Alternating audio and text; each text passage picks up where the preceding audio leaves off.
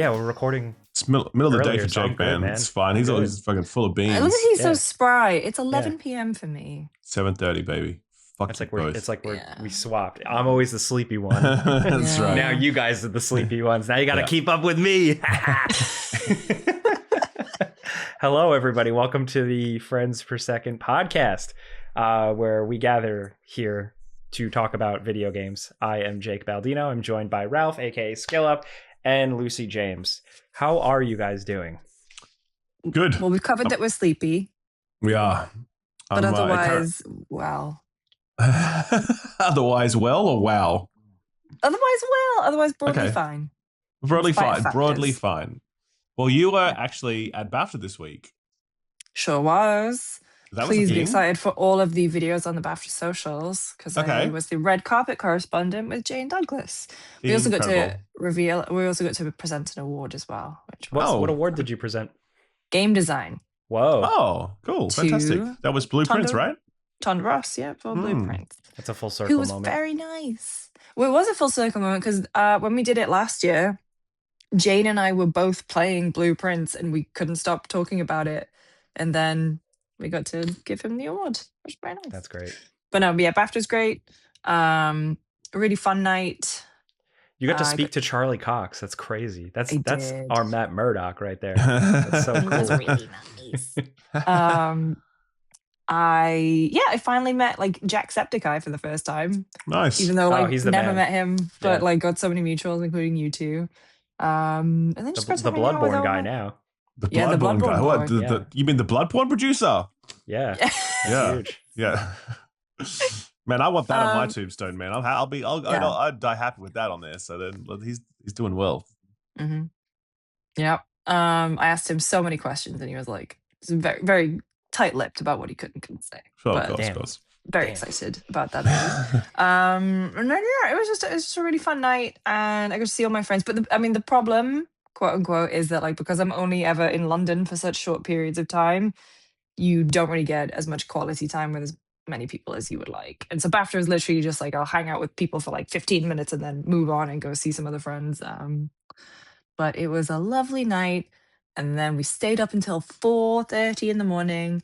Nice. And we had to get a train to my parents' house, and all of the trains were cancelled. And it was me and two of my friends, and we were just like not hungover, luckily, because we didn't drink that much, but it was just exhaustion. So we Right. just sat outside the Greg's in King's Cross. Oh man, that's People were rough. fighting on the like literally on the platform. They had to get the police in. And I was just like, I'm too tired for this, gang. I can't do it. I can't do it. Couldn't you have just Amazing. caught like a 300-pound cab home? 300 pounds, Ralph. It's like a 6-hour drive. Is it really? my God. Okay, right. Fair enough. Yeah. Okay, scrap that then. No, we ended up That's getting like 10,000 pounds. we ended up getting a train to like Peterborough to sort of try to get around all the disruption and then just go for that, which So we wait, did. the plan was to have a big night out in BAFTA and then catch a 6-hour train home. That was the plan. A 3-hour train, 6-hour Okay. drive. Oh, okay. Got it. Yeah. Okay. So honestly, the train up to Newcastle is wonderful. It's really easy. It's usually comes really often through King's Cross, but sadly not that day. But it's fine. We made it. I saw my parents. A lovely Nice. time was had. Excellent. We got to get them on the show one time. Definitely. That'd be great. Sometimes they did tell me, both my mother and father separately did tell me that sometimes they listen. So does my Uncle Ken. Who do they like the most? Yeah. Me. It's so funny if they're like, I really like that Jake guy. He's just Yeah, the Jake guy's great. Yeah, What's your his mom. deal? Your mom's like, I watch for Jake. Why? Why do you watch for Jake, Mom? Why? Thanks. Thank you. The mother's favorite, the mother's choice. But anyway, that's me. How are you guys? Good. Jake's been in LA. Yeah, I checked out a Are you video on- wait. game. What's the embargo for that? Not now, but I Okay, Not cool. now, I but would he like can to talk be about the other speaking about thing. it. Yeah, the other thing is kind of I did the YouTube Creator Summit, Okay. where I got to like learn a lot about YouTube and talk to like the execs and the engineers and like learn more and pepper them with questions and tell them to fix the Mhm. algorithm and stuff like that. It was get right on good. that. It was a good experience. Met a lot of people. It's kind of like I get thrust into a room with a bunch of content creators in other fields So it's very different for me because I'm used to like our gamer crowds, you know, like our game journalists and game content creators. Were the Red Letter Media guys there? No, they What's wouldn't the go to fucking something point like of this that. event then, man? What's the point? Seriously. Talking It's about to be able the crop. It's to be able My to yell favorite at the home CEO. decoration people were there though. Because Okay. like I genuinely saw that like Alexandra Gator posted from the same event, and I was like, oh, Jake. And he was like, I missed her. It's fine. Like, I'm sorry. No, it was cool though. It was nice to speak to a lot of, you know, people I've been a fan of or I'm aware of in the space. Learn from some people, learn some YouTube tricks of the trade and stuff like that. Ralph, I actually have some cool things to tell you off camera, just in terms of like features. So Cool. But yeah, for now, I think we should probably get into the video game stuff. The big thing is Xbox. Again. Xbox again. I think since the last time we met, new Xbox CEO Asha Sharma has been saying and seemingly executing quite a bit. I think the top thing is Game Pass. Game Pass Ultimate is now down in price. Yeah, that's the first time I think I've ever received an email telling me that one of my subscriptions is going down in price. Yeah, huge in this economy. Without adding ads to it. Yeah. So for now. for now. That's right. Yeah, I think you know, taking out Call of Duty is clearly like, you know, that's what they did to bring the price down. Yeah. It's like, you know, you guys did drive the price up. Now you're just bringing it back down. Like, pat on the back. Yes, it's a good move, but it's also like you're unfucking your own. But no, it's they were obviously like trying to take a punt with COD. They're like, let's see if this results in enough like net subscriber gain to like balance it out. But clearly it didn't. I'm not fussed about COD not being on a subscription service. Obviously, I don't care about COD, so whatever. But like, I think if you also if you did care about COD, I don't imagine that you're like getting it from a subscription service or like, I don't know. If you're truly invested in COD, you're probably buying it. You know what I mean? And you're probably pre-ordering, so you get all your bonusy stuff. You know what I mean? Like, I think you're missing out on like a casual audience who wants to play the yearly entry without having to front up the cost. And I understand that. Yeah, sure. But like, I don't know, if it results in the rest of Game Pass being like literally $10 more expensive per month, then clearly that's not a good value equation for most people, for anyone really. Yeah, I think a step in the right direction for sure. And, you know, a lot of people are, and there's been rumors and even like kind of reading into what she said, like the suggestion that maybe Game Pass might become more of like a flexible subscription is interesting. Because talk about some stuff with like Discord as well. Pre-order. Yeah, what is going on with Discord? All I saw was like a kind of cryptic announcement that I couldn't really glean much from. No, they haven't announced anything specific. They just said that you're going to see, Asha said like you're going to see some code bouncing around, like because they're testing some integration stuff.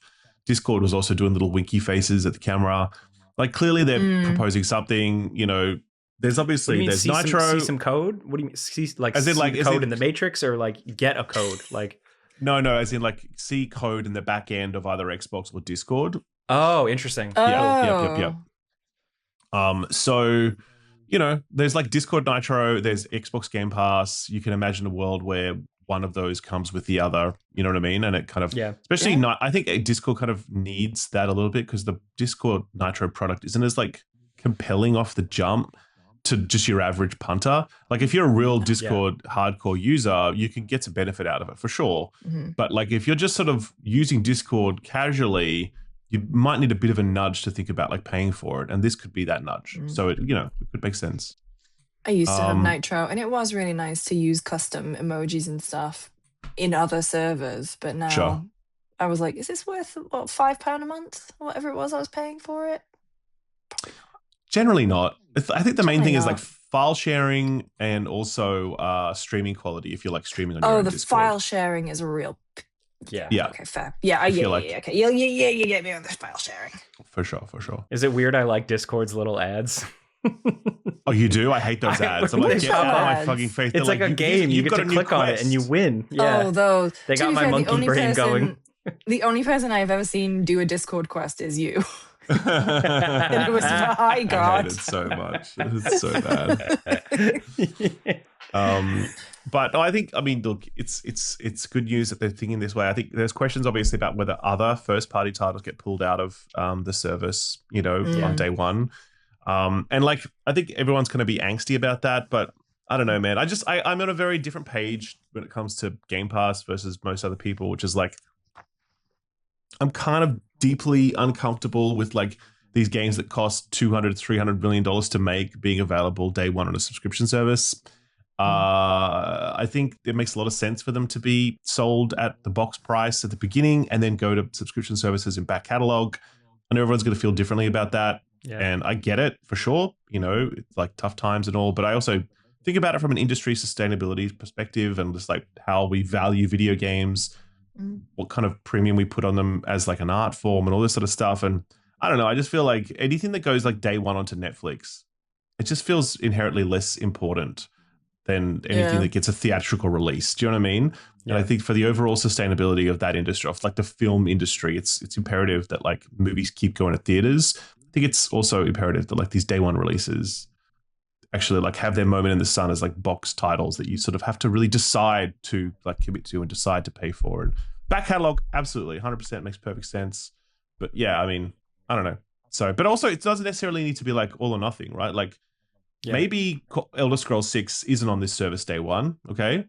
But, you know, maybe it makes sense for them to put the next, like, Double Fine game on there, you know, day one. That's a first-party exclusive as well. Good point, yeah. But it's a smaller game, and it's a smaller audience, and they're focusing on discovery and all sorts of things, different game budget. So, I mean, I'd be okay with them having a sort of hybridized approach where it's not every single game is going to be day one, but, like, when a game costs a lot of money and it's kind of a big deal, I wouldn't think, oh, greedy Microsoft wants to charge us for a new video game. I'd be like, well, they spent a lot of money to make it. We're paying for it. So, yeah, that's it. You know what I mean? Yeah. I don't know. I know a lot of people feel differently. This is where I'm at with Game Pass. I just like owning things, even though sometimes I'm just owning a license, you know, still. For sure. Until it gets revoked. Yeah, exactly. Because that's the hellscape that we live in. No, I think, Ralph, I agree to your point. I think just in practice, can you imagine the community response to that, where it's just like, well, how do you get to decide which is X and which is Y? And I think that's just just a very difficult path to walk down, unless they do a new Game Pass ultimate tier, which is everything Xbox owns and will always be there day and date. I don't know. Yeah, I mean, I don't think sure, messaging it would be tricky for sure, but like, I don't know. Yeah, I mean, as I said, I just don't begrudge a company charging money for a day one product that they've spent time and money on. Do you know what I mean? I don't. So yeah, I mean, and look, obviously the flip side of this is that like if they can find their sweet spot that makes it work, if they can find the sweet spot where it makes a lot of sense for them to put like, you know, Fable day one on Game Pass and they're making money from it, the studio's sustainable and healthy, people are getting it for a good price that they can afford, then great. Everyone's happy. Do you know what I mean? It's just that I'm not really convinced at this point that that is actually working for Microsoft. Hence why we've had all this movement and this confusion and this back and forward. So I don't know. Yeah. On top of all that, also Microsoft Gaming is now just simply Xbox. There's like a new logo treatment. It's just like green again. It's a different. Nah, it's like it's got a bit of old school flavor, like a little. It's like old school neon green. Yeah, green. I like that. It's a bit of a throwback. It is. It's just like a nice nod. It is. You know, little things are appreciated like that. And then the big thing was that Asha Sharma and Matt Booty collectively put out a big old manifesto or statement or whatever you want to call it, essentially breaking down what they're targeting. Manifesto. I'm going to call it the manifesto. Incredible choice of words. Absolutely. It's like a big long thing. You know, breaking down like, you know, what they want to do and like, you know, strengthen the current gen that still exists, do the Project Helix stuff, enable developers, build users, fix their subscription stuff. It's a pretty long, comprehensive list, but the big thing that I'd love to know what you guys think is, I believe they said daily active users is going to be their North Star, and that's what's going to be their guiding thing for everything. Just like YouTubers, man. Just like us when we're looking at SteamDB about how many people play a marathon, man. Same thing, you know? God. Wait, does that mean more like log in every day and get your Game Pass Quest stuff? They used to do that. They used to do that, and then if you got enough points or whatever, you could get money off your like money off stuff or money off your subscription or You could game it, but like at the end of the day, I don't know. I'm sure that they're like, well, that's pretty shitty engagement. They're probably looking for something more real than that, you know? So yeah, like make a cool new Halo that gets everybody playing again. Like sounds hard, Jake. Sounds hard. I don't know. So yeah. I mean, look, I think for me personally, I think that the rebrand to like Xbox Gaming, I actually think that kind of matters. I think that like they're really sort of planting a flag, because I think I was definitely convinced last year that like Xbox as a brand was kind of just gonna fade and just be like, well, we're Microsoft Gaming now. 6 months ago, we were talking about it just becoming Sega. Like for sure, we're bigger than Xbox now. Microsoft Gaming is Mojang and it's King and it's this and that. It's a bunch of disparate publishers, and it all falls under this Microsoft Gaming label. And you're just cracking a beer there, Jake. Yeah, what are you cracking there? Nice. It's the middle of the day for him. Hey. It just came through the mic so clean. It was just like I tried to hide it. Sorry, excuse me. I was trying so hard. Right up and just owned it. But yeah, so like they're saying that Xbox is their brand. Xbox matters, and I really respond to that a lot. I'm like, cool, that's great. Yeah. Like taking some pride in this brand and saying that like that is the cornerstone of their gaming stuff. And obviously like Minecraft and King sit separate from it, sure. But like what they're saying is that like the cultural center of their gaming initiatives is Xbox. And I'm into that, man. I'm into that sort of brand pride and them recentering that. I don't know. I don't think I realized just how much stock I put in or how much weight, I should say, that I have to certain brand names. And I think the thing that was just so unattractive about Microsoft Gaming as a brand is that it just forces me to think of word processing, Teams, Outlook, like even if Windows it was Live. Windows. Yeah. And it was just all this stuff, whereas like Xbox, I'm automatically unconsciously like, oh yeah, that's the stuff I like. That is the gaming. That's the good stuff. And so I the pivot to Microsoft Gaming was a bizarre one, and I really question the people who thought that was a good idea. But yeah, I do like the fact that Asher and Matt are kind of just, I don't know, it feels, well, obviously the proof is going to be in the pudding. We'll have to see what actually does end up happening. Yeah. But I don't know, it feels like, well, yeah, we thought Xbox was going away. This all seems to be good momentum in a direction that's, hey, it's direction. Clear yes, direction. It is a direction. Out. And I think, there's also the question about exclusivity. And that was really, I think, the most salient detail in that whole thing, where they're saying they're willing to revisit their view on exclusivity. And like, that's potentially a game changer. And what do you think? Like, because I see some people say like the genie's out of the bottle. You can't really go back on that. I think it can be. I think for sure they can reverse 100%. That. Yeah. I mean, and I don't know. Again, everyone's going to have their own different views on what this is and whatever else. But like, I don't know, if Xbox were to say Elder Scrolls 6 is going to be exclusive to Xbox consoles for at least a year, I think that moves the needle, man.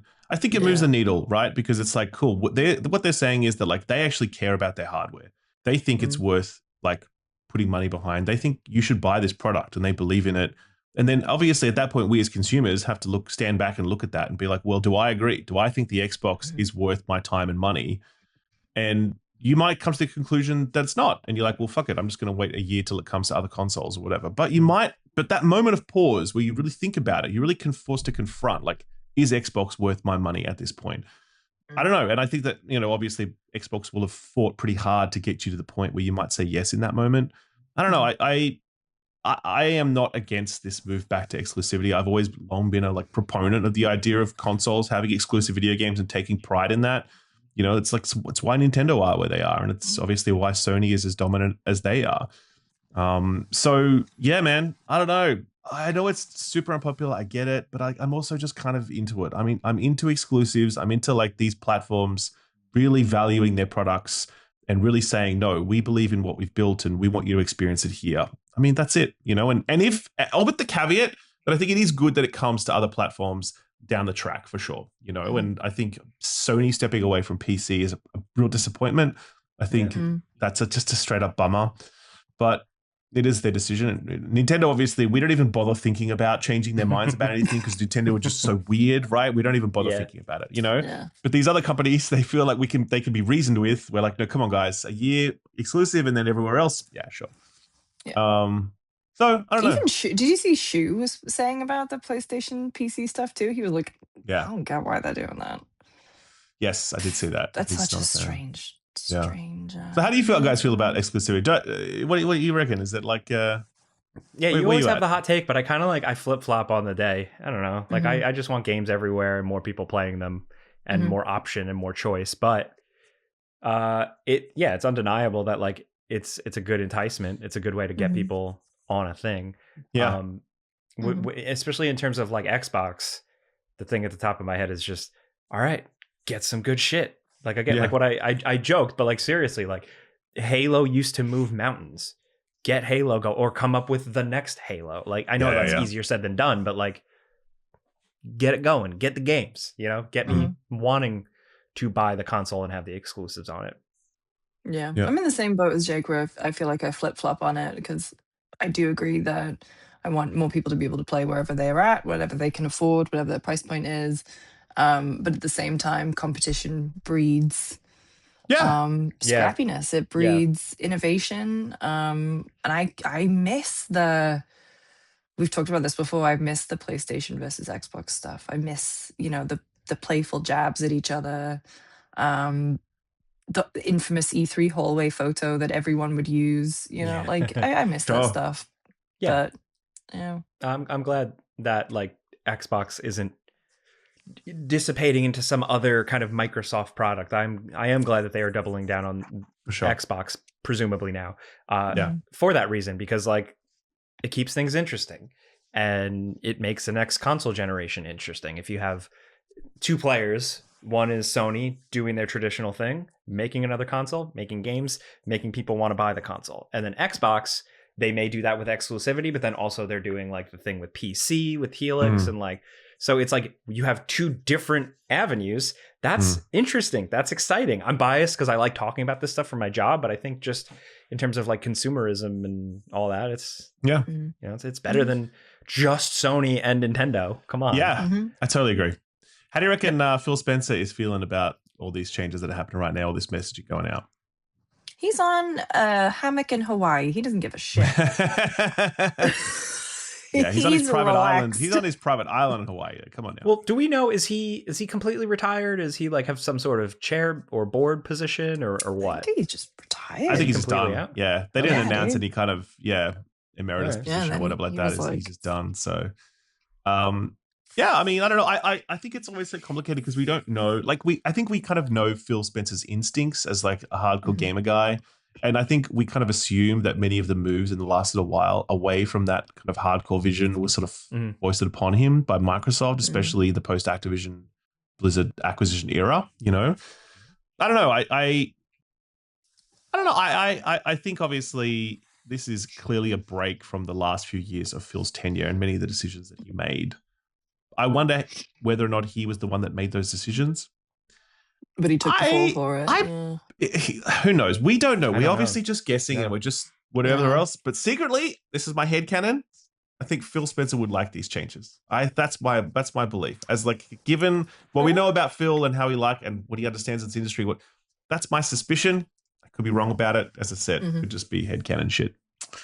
But I'm still very interested in what Sarah thinks of it all and where Sarah's going to end up. True. That's very true. Sarah Bond. Yeah. I mean, obviously, obviously Phil was leading the division and stuff, but I still find the Sarah stuff interesting. But that's because I'm a nosy cow. Nice. At least you own it, Lucy. God bless. I do. Love that. So that's Xbox. That's it's encouraging times, but as I said in my new show as well, I'm like, Xbox does this. They talk. They're like, they're a yapper. Guys, we've heard what you have to say, and we've decided this is what we're going to do now. And then 18 months later, turns out we didn't do any of that. You know what I mean? I think it's encouraging. It's the right direction. I think it's a good debut for Asha though. Like she's cut the price of Game Pass, recentered the Xbox brand, and is sort of really committing themselves to like, no, we're serious about this. Like we're not fucking around. This is Asha was clearly not brought in to sunset the Xbox brand and like make AI slop games. Do you know what I mean? Like I think clearly she has a different agenda, and I think she's like communicating it well off the jump. And like that's, I think, the best you can hope for someone who's like new to a position like this. Yeah, like we've seen quick, actionable things. They're not all completely big picture yet. Like, you know, the full actions need to be seen down the line. So, but still, the fact that there are steps, there are things happening this quickly, makes me go, okay, let's see how we're looking in 6 months, in a year, and how things are going, you know?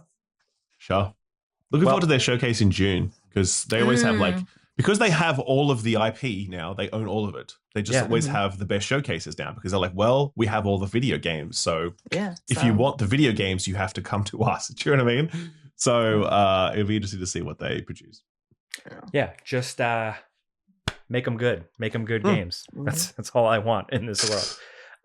So with that, we do have a very stacked episode. We have an interview with some of the folks behind Saros. We have an interview with some of the folks behind Titanium Court. And we have to talk about playing Saros and playing Pragmata and a bunch of stuff. So I think for now, we'll probably kick it to an interview. Ralph, who did you speak to? I spoke to Gregory Louden or Louden. I don't know, actually. I should have. I think it's Louden. I could be wrong about this. I feel like I should. Are you saying that just because you've got your Kojima picture behind you? That's actually what I was thinking to myself. Am I just like... I would have like just, is it, it is, it's Louden. That's definitely how it's spelled, how it's pronounced. I'm not exactly certain. Anyway, we had a really fascinating chat. He is the creative director on Saros. And I was chatting with him before I had finished Saros. And then, because we recorded it earlier in the week, and then after that, obviously, I finished the game before I reviewed it. But yeah, he's an Australian, and he's just made, he and his team, I should say, have made like one of the best games of this present generation. You know, it's another like incredible Sony first-party exclusive. So kick it over to that interview right now.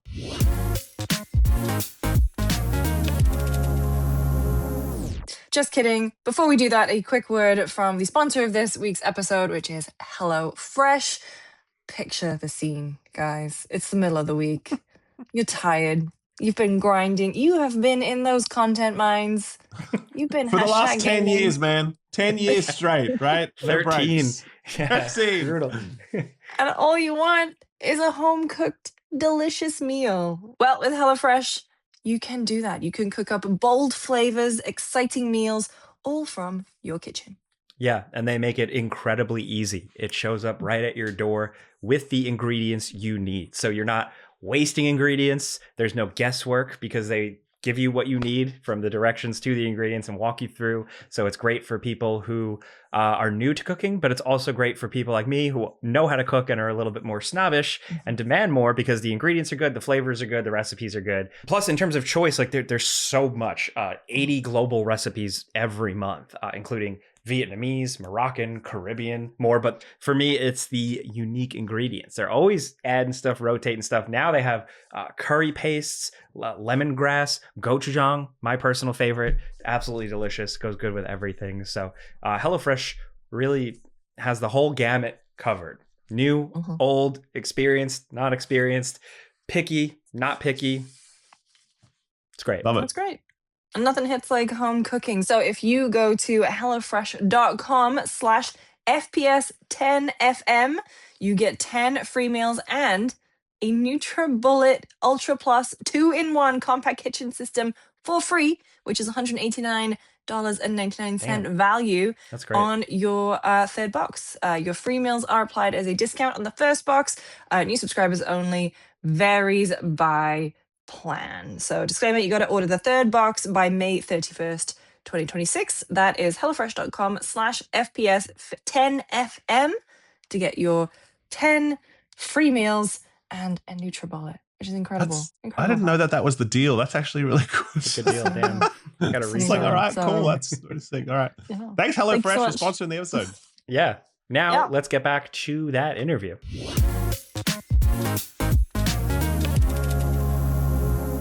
Greg, thanks so much for joining us on the podcast. Really do appreciate it. The guys are really devastated they couldn't be here for this chat as well, but time zones are not kind to us, so we do appreciate you. Where are you based right now? Where are you? I'm here in Helsinki, Finland. Okay. Yeah, lovely. Originally from Australia. We were just chatting. You were from Australia as well, but yeah. The St. George area. Right, yeah. The I don't follow the football. Do you follow the football? There's a team. They wear the red and white or something. I don't know, man. That's the team, right? Yeah.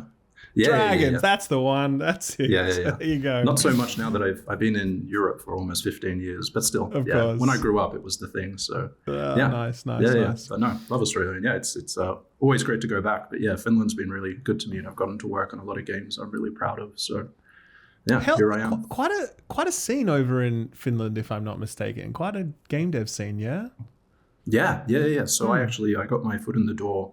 Really grateful to Remedy. I got to work on Quantum Break in the early days of Control there.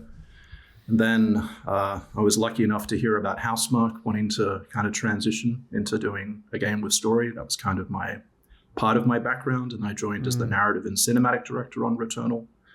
And now, the creative director of Saros. So it's been amazing. Did not see it coming when I joined Housemarque after their history, but yeah, I'm really proud of the games we built with Returnal and Saros. So yeah, absolutely. Cool to be here. Yeah. Well, dude, I got to tell you, I was a massive fan of Returnal. I loved it.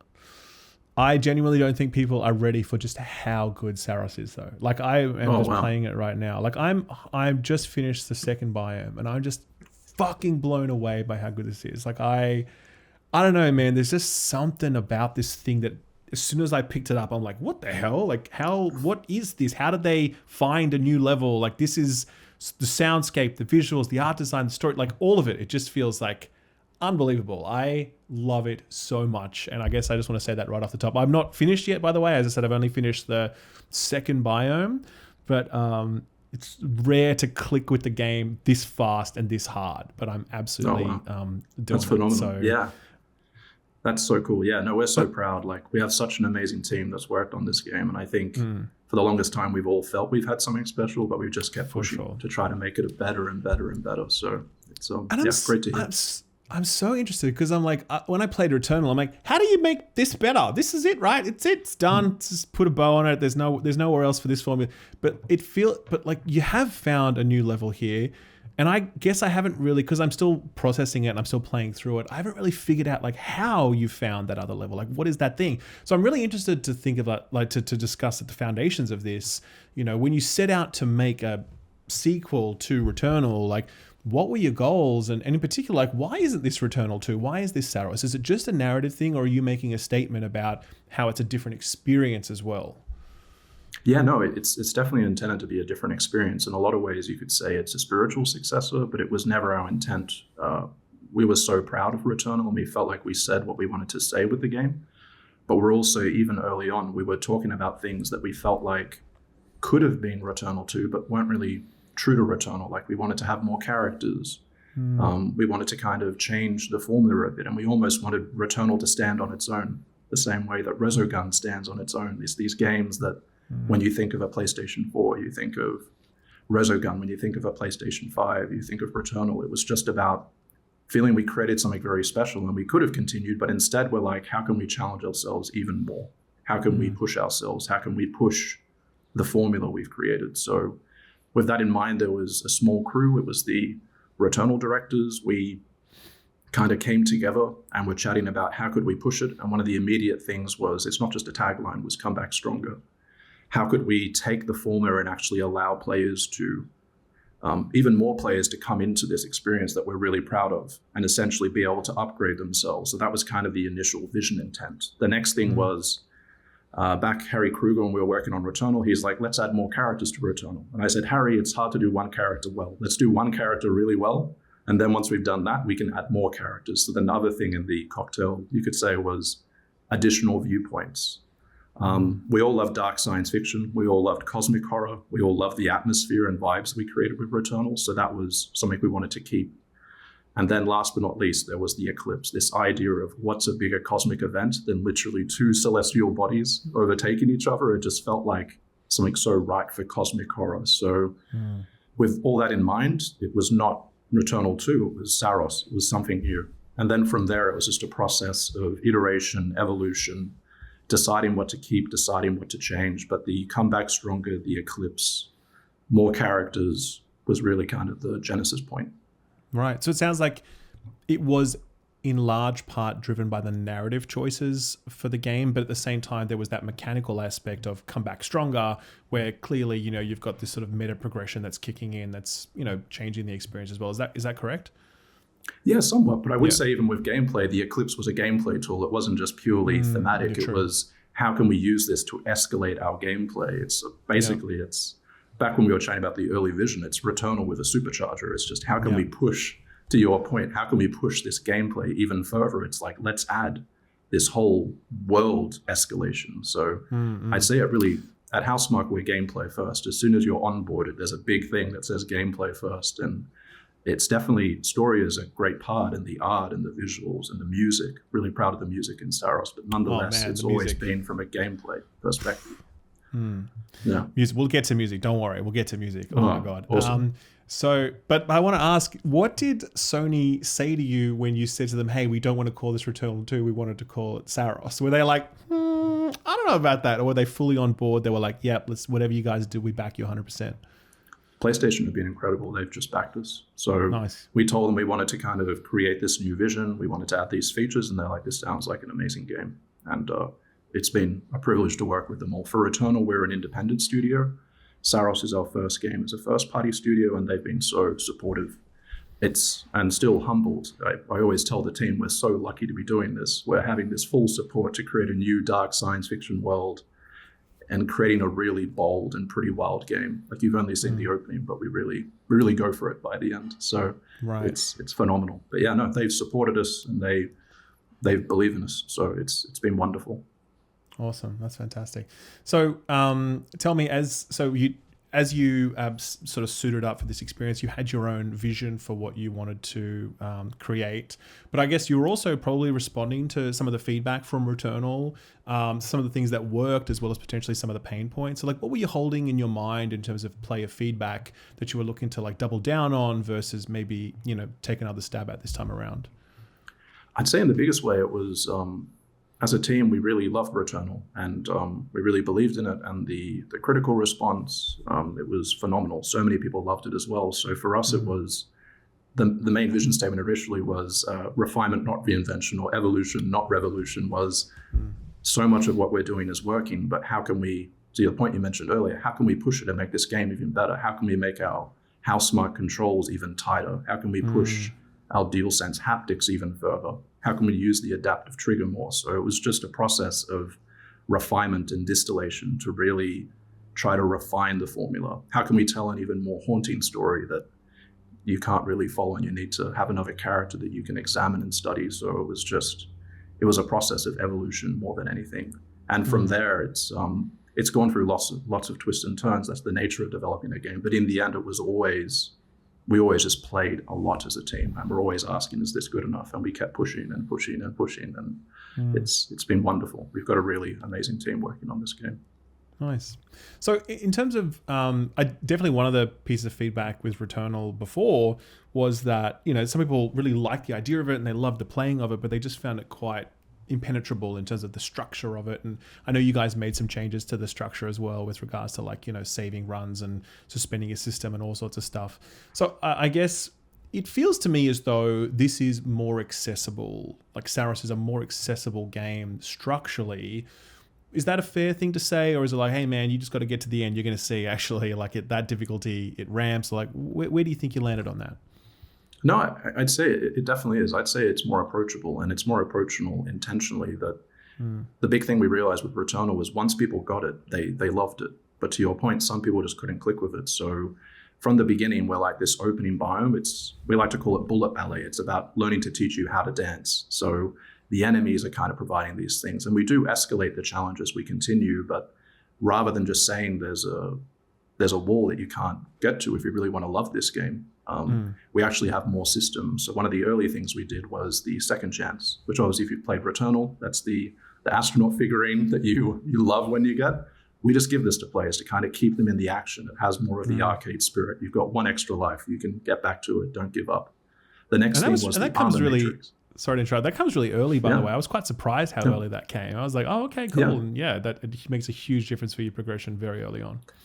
100%. And it was also, it's once again, it's like the vision statement as well was we wanted to build something that's challenging and rewarding. So you have both. So you're kind of constantly motivated. I think that's why some people that picked up Returnal, they bounced, was they just didn't feel as rewarded. But we give you Lucenite, which is what their Soltari's coming to this planet for. You use this energy to upgrade yourself. We have don't know if you've unlocked the Carcosan modifiers. That's another way. I have, yep. Once you unlock it, you can, if you're like, I want Saros turned up to 11, push it. Like you can do it, turn off second chance, turn off the permanent progression, just go. But we wanted to have these extra means to allow more people to love what we're building, because as a team, we love it. We just want even more people to experience like what we're building. So it was a means to kind of make it approachable. But once again, if you want challenge, it does escalate by the end. And you may need to use the modifiers to get through the end. But at least the beginning, we wanted to guide everyone through the bullet ballet, guide them through even the aiming. We really assist you with that because the game's about movement. So all these type of things, which we really put a lot of attention to detail in our onboarding. So everyone who picks up Saros can love it and just get lost in it. So do you think anything's lost by these structural changes? Because I think it was one of the defining aspects of Returnal is its, quite deliberate structure. Do you think anything is lost in this change of formula, or do you think it's just different? I think it's just different. And I think that's the nature of, we still have Returnal. So for people that jump into Saros and they're like, I want to try something else, there's nothing else like it but Returnal. And then you can have that. The other thing with the modifiers, to the point, was we wanted to allow that structure to be played as well. You can remove the second chance, so you don't have that. You can remove the permanent progression. So like Returnal, you rely purely on the transient, what you're getting in run. So for us, it was, we wanted to create something different, which is why it's not Returnal, it's Saros. It's a new game, a new world.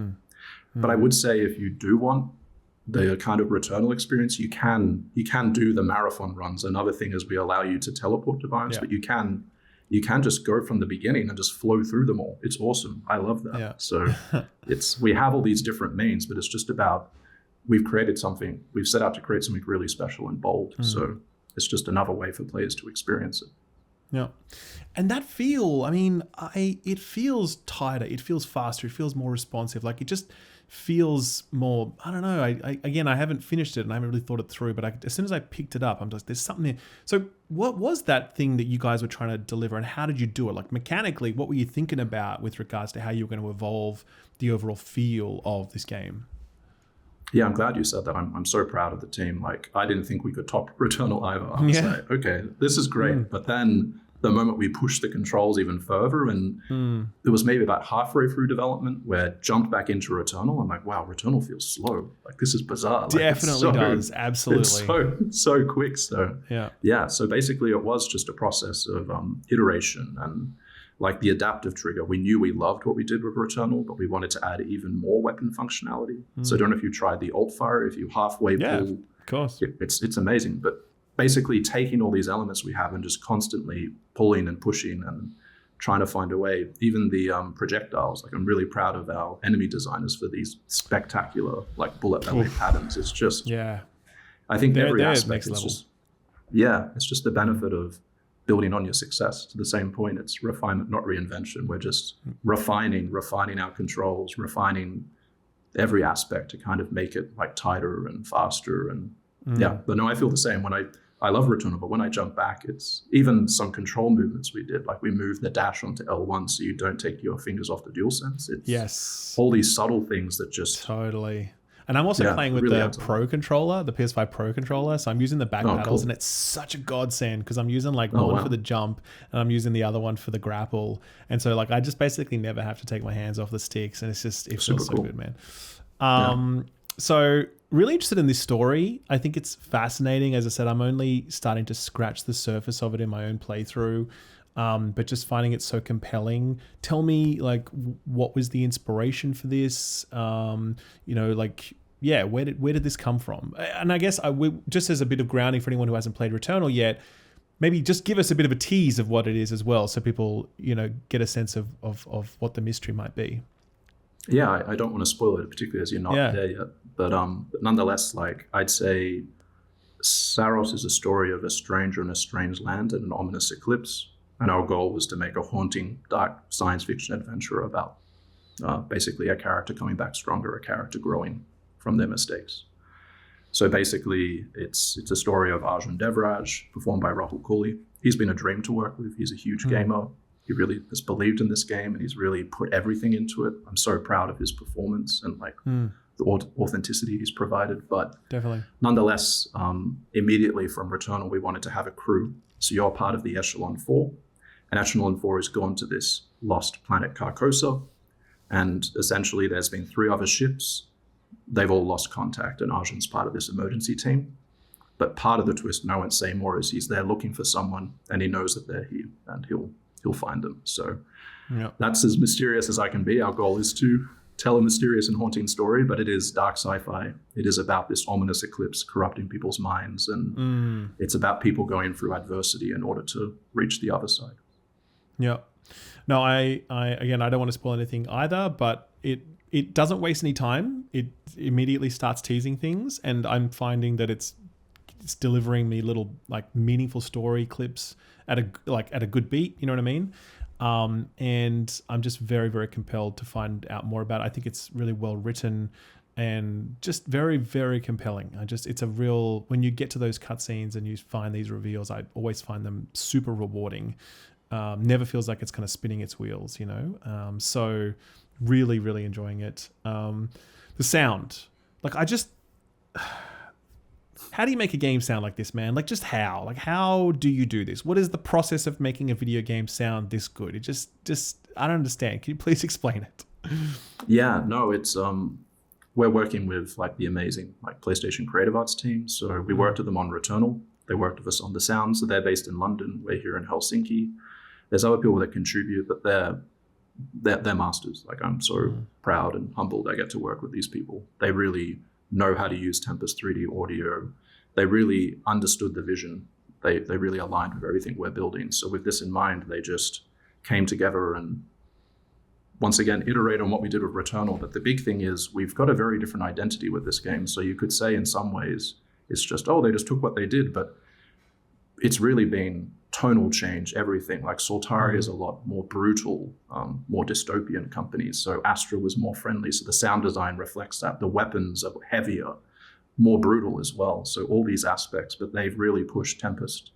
We work with them on the haptics, but it's a real process of iteration. We do lots of reviews. We always add lots of subtle storytelling to every sound. So we put lots of secrets in Returnal. There's lots of secrets in this game. So a lot of the sounds that you're listening to are actually made of samples of other things. So we're really seeding through sound design so much storytelling and atmosphere. So yeah, they're incredible. So it's been a dream to work with them, and they've also helped us with the music. So once again, the same people that helped us work with Sam Slater, and then the dialogue. So yeah, they're incredible. So I spent a lot of time in mixing reviews of them, listening to the game and pushing and pulling to really try to make it sound as good as possible. But it's just, to your question, it's just a lot of work and a lot of people with a lot of experience pushing. So yeah. I mean, Returnal sound was industry leading, and I think this again tops that, you know. And I think the music as well is just like unbelievable. The way it sort of, I mean, I can't really describe it. I don't have words for it. I just know it's just fucking cool music, man, and everyone's gonna love it. They're just gonna go crazy for it. On that point as well, just on the Sony collab, do you collaborate with other Sony studios in any of the aspects that you work on? Like, and are there any sort of examples of where you've taken something from another studio, they've added something to your game to make it better? Yeah, so something we kind of announced it earlier. We've been working with XDev for the longest time. So we worked with XDev since 2006, so it's 20 years. Been part of PlayStation since 2021, so 5 years. But yeah, 20-year collab with those people at PlayStation. So they've been supporting us and all these kind of great PlayStation Housemarque games. They've been a part of it. We've also been working with Nixes in Utrecht in the Netherlands. So there's been a lot of co-development to really support us to really develop this game. And everyone, I've loved it because everyone's so excited about the game and is so proud. And it means a lot. Like we have our Slack and everyone's saying, I love this game and I'm so hyped. It's a great vibe. It is. It's a fantastic game, man. Like as I said, I'm only halfway through it, well, probably less, but even then, it's just so clear that it's just a like instant fucking banger. Like it's so good. Anyway, wrapping up, I want to ask about like the future, because obviously you've made Returnal, it was incredible. You're making this, it's incredible. are there more games like this on the way from Housemarque, or is it like, actually, we feel like we're kind of done with this formula, we want to try a totally different formula now? What can you tell us about the future? I'd say, obviously, in the end, it's always based on success. We'll need to see what happens with Saros. This will be a success, man. Don't worry. It's going to be a success. I'm going to tell you right now, it's going to be a success. Thank you. Great to hear that. But I think in the end, we make games for players, so we need to see how people react, how people respond, and if people love it as much as we do, yeah, we'll keep building on what we're building on. Cool, awesome. Well, thank you so much for your time. Really do appreciate it. It was really great talking to you, and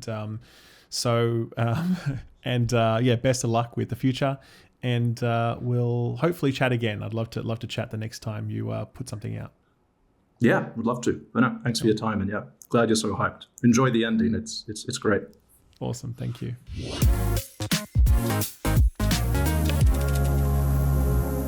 We both played Saros, and seems like we're both on the same page. Really like it. I think for me, man, I went into this one kind of like, okay, here we go, because I appreciated Returnal. Yeah. I played a lot of it. I made a video on it. I really appreciated what Returnal did, but ultimately, pretty far in, eventually, like I hit a wall. Yeah. And I was like, I just can't do this. I don't have time for this. I want to play something else. I want to see something else. So eventually I fell off of it. And Saros hooked me. Really, really, it does a lot. Like we could talk about like the difficulty and stuff, but Saros just really hooked me. I love the way it plays. I like the story. I really like the sci-fi aesthetic.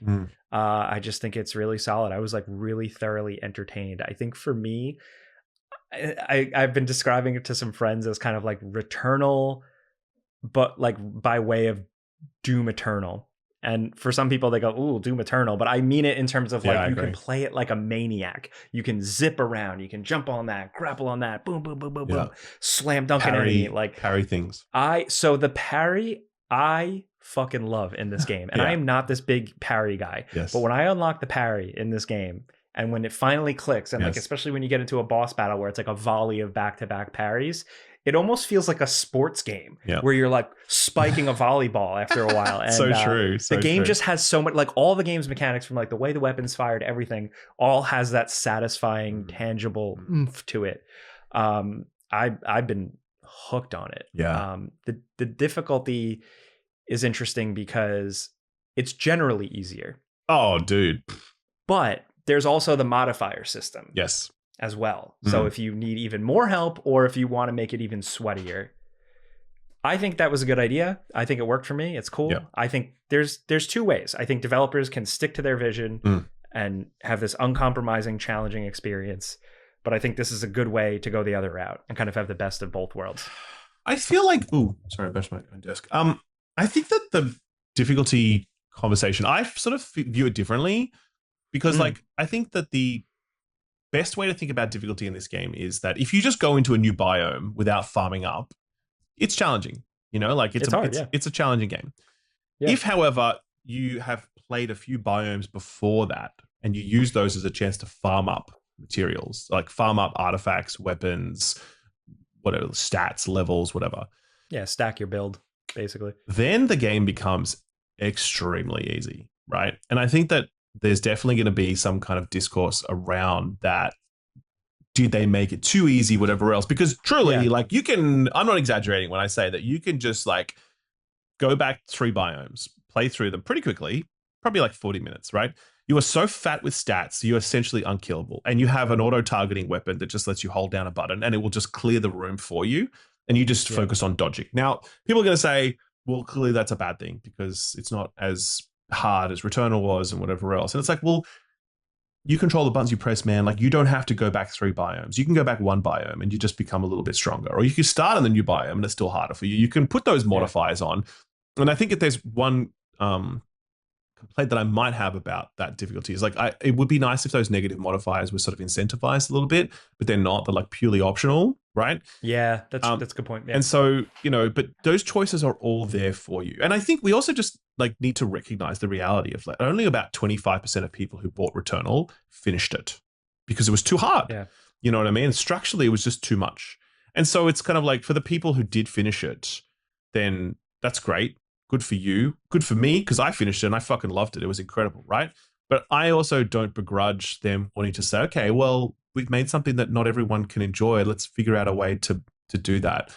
And I never felt like that the challenge or the feeling of Returnal was at all lost when I was playing through Saros, so long as I was playing it at that sort of when I wasn't farmed up, as I said, right? If I go back and farm, the game is very, very easy. But if I'm playing it like the other way, then yeah, man, that challenge is there and it's there right the way through. And I also, without spoiling anything, there is a thing at the back end of the game that kind of forces you to play it on the game's terms more so than your own. And you can have farmed up the skill tree to make that easier, but you can't like pre-farm that last area. I'll put it that way, right?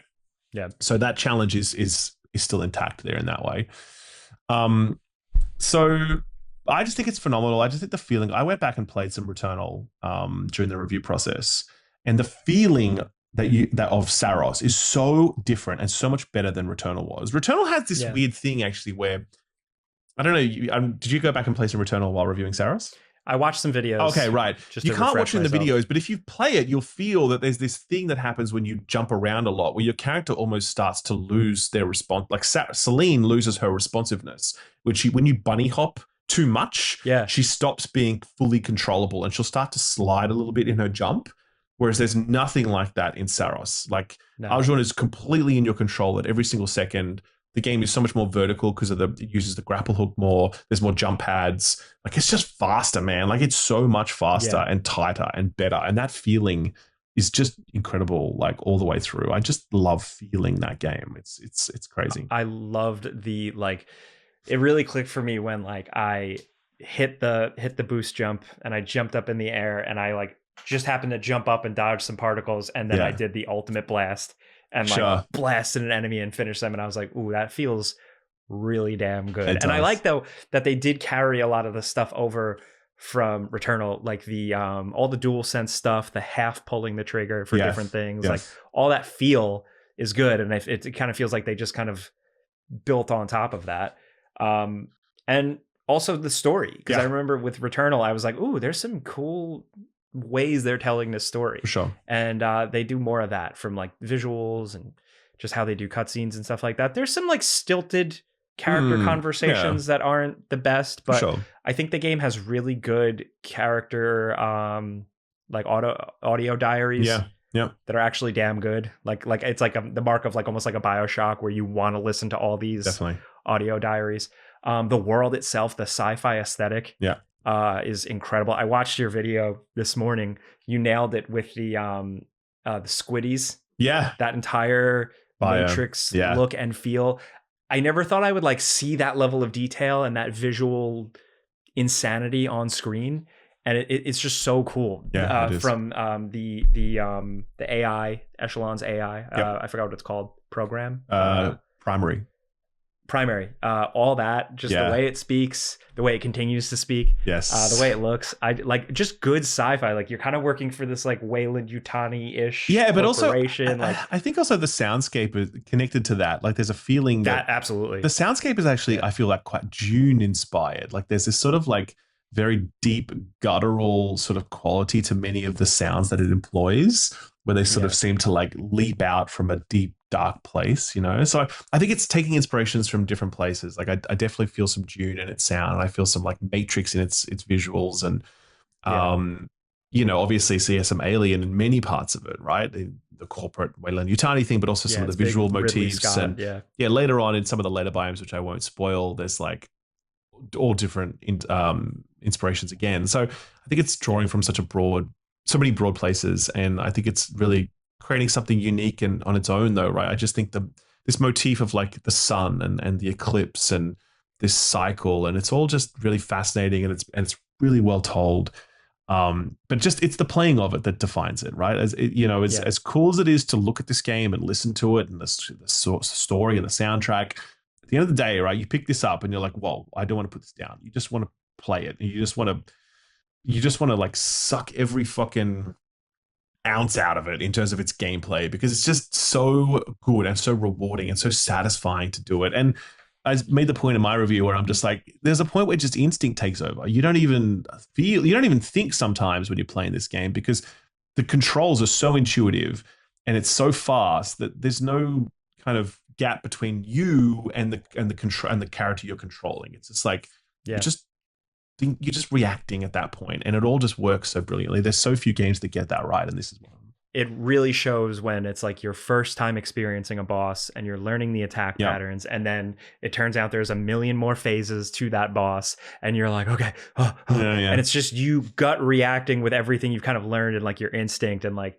how you're working through these bosses feels so, it's flow state. It's literally like you just get into this groove and you're like not thinking, but like you're just, you know, a game that controls really well and feels really smooth and is just well thought out, like can enable that. That's like totally what they do here. And then I like actor Rahul Kohli as Arjun Devraj. He's badass as this Superman-y character. His character is more in-depth than just being badass. There's a lot to it that I think is cool to see portrayed in a video game. There's some subtleties there that I found really interesting. I agree. But yeah, man, just good bosses, good feeling weapons. Honestly, like my other like nitpick or criticism is I wish there were more weapon types, more movement types, more ways to build out your character. You know? I agree. I think yes, I do agree with that. I think my biggest problem with the weapons is that like there's clearly weapons that are way better than others, you know, like just way better, you know, and there's certain variants. Like there's a shotgun that has a like there's a normal shotgun, and then there's one that has like a pellet variant. And that's like basically a grenade launcher. And this thing just shreks everything. And you're like, well, that's the one I'm going to use. And there's assault rifles, and there's one that has like a smart targeting system on it and just auto tracks targets for you and can shoot them through walls. And you're like, well, that's the one I'm going to use, you know? There's a crossbow kind of thing where you need to charge it manually and release it every time. Or you could just hold down the button and it just fires automatically really fast. And the alternate fire for that one automatically targets enemies around like fucking corners and stuff. Just like, so there are those things where you could really level that stuff out. But again, I do come back to this idea that like, well, that's part of the texture of the game. Like if you want to play it in a different way and make it harder for yourself, you could play the normal sort of like the sort of buckshot shotgun kind of style. And you could focus more on melee attacks. And you can pick and choose some of the melee artifacts to build around that, but you're right, it's nowhere near robust enough, and they could do a lot more work there for sure.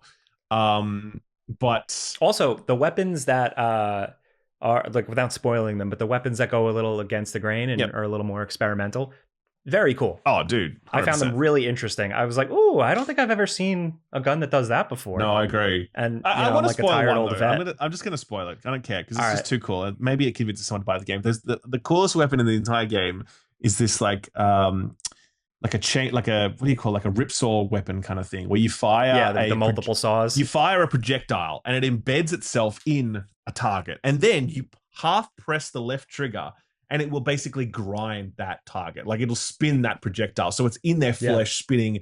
It's the most doom weapon of all time. Like it's so like badass.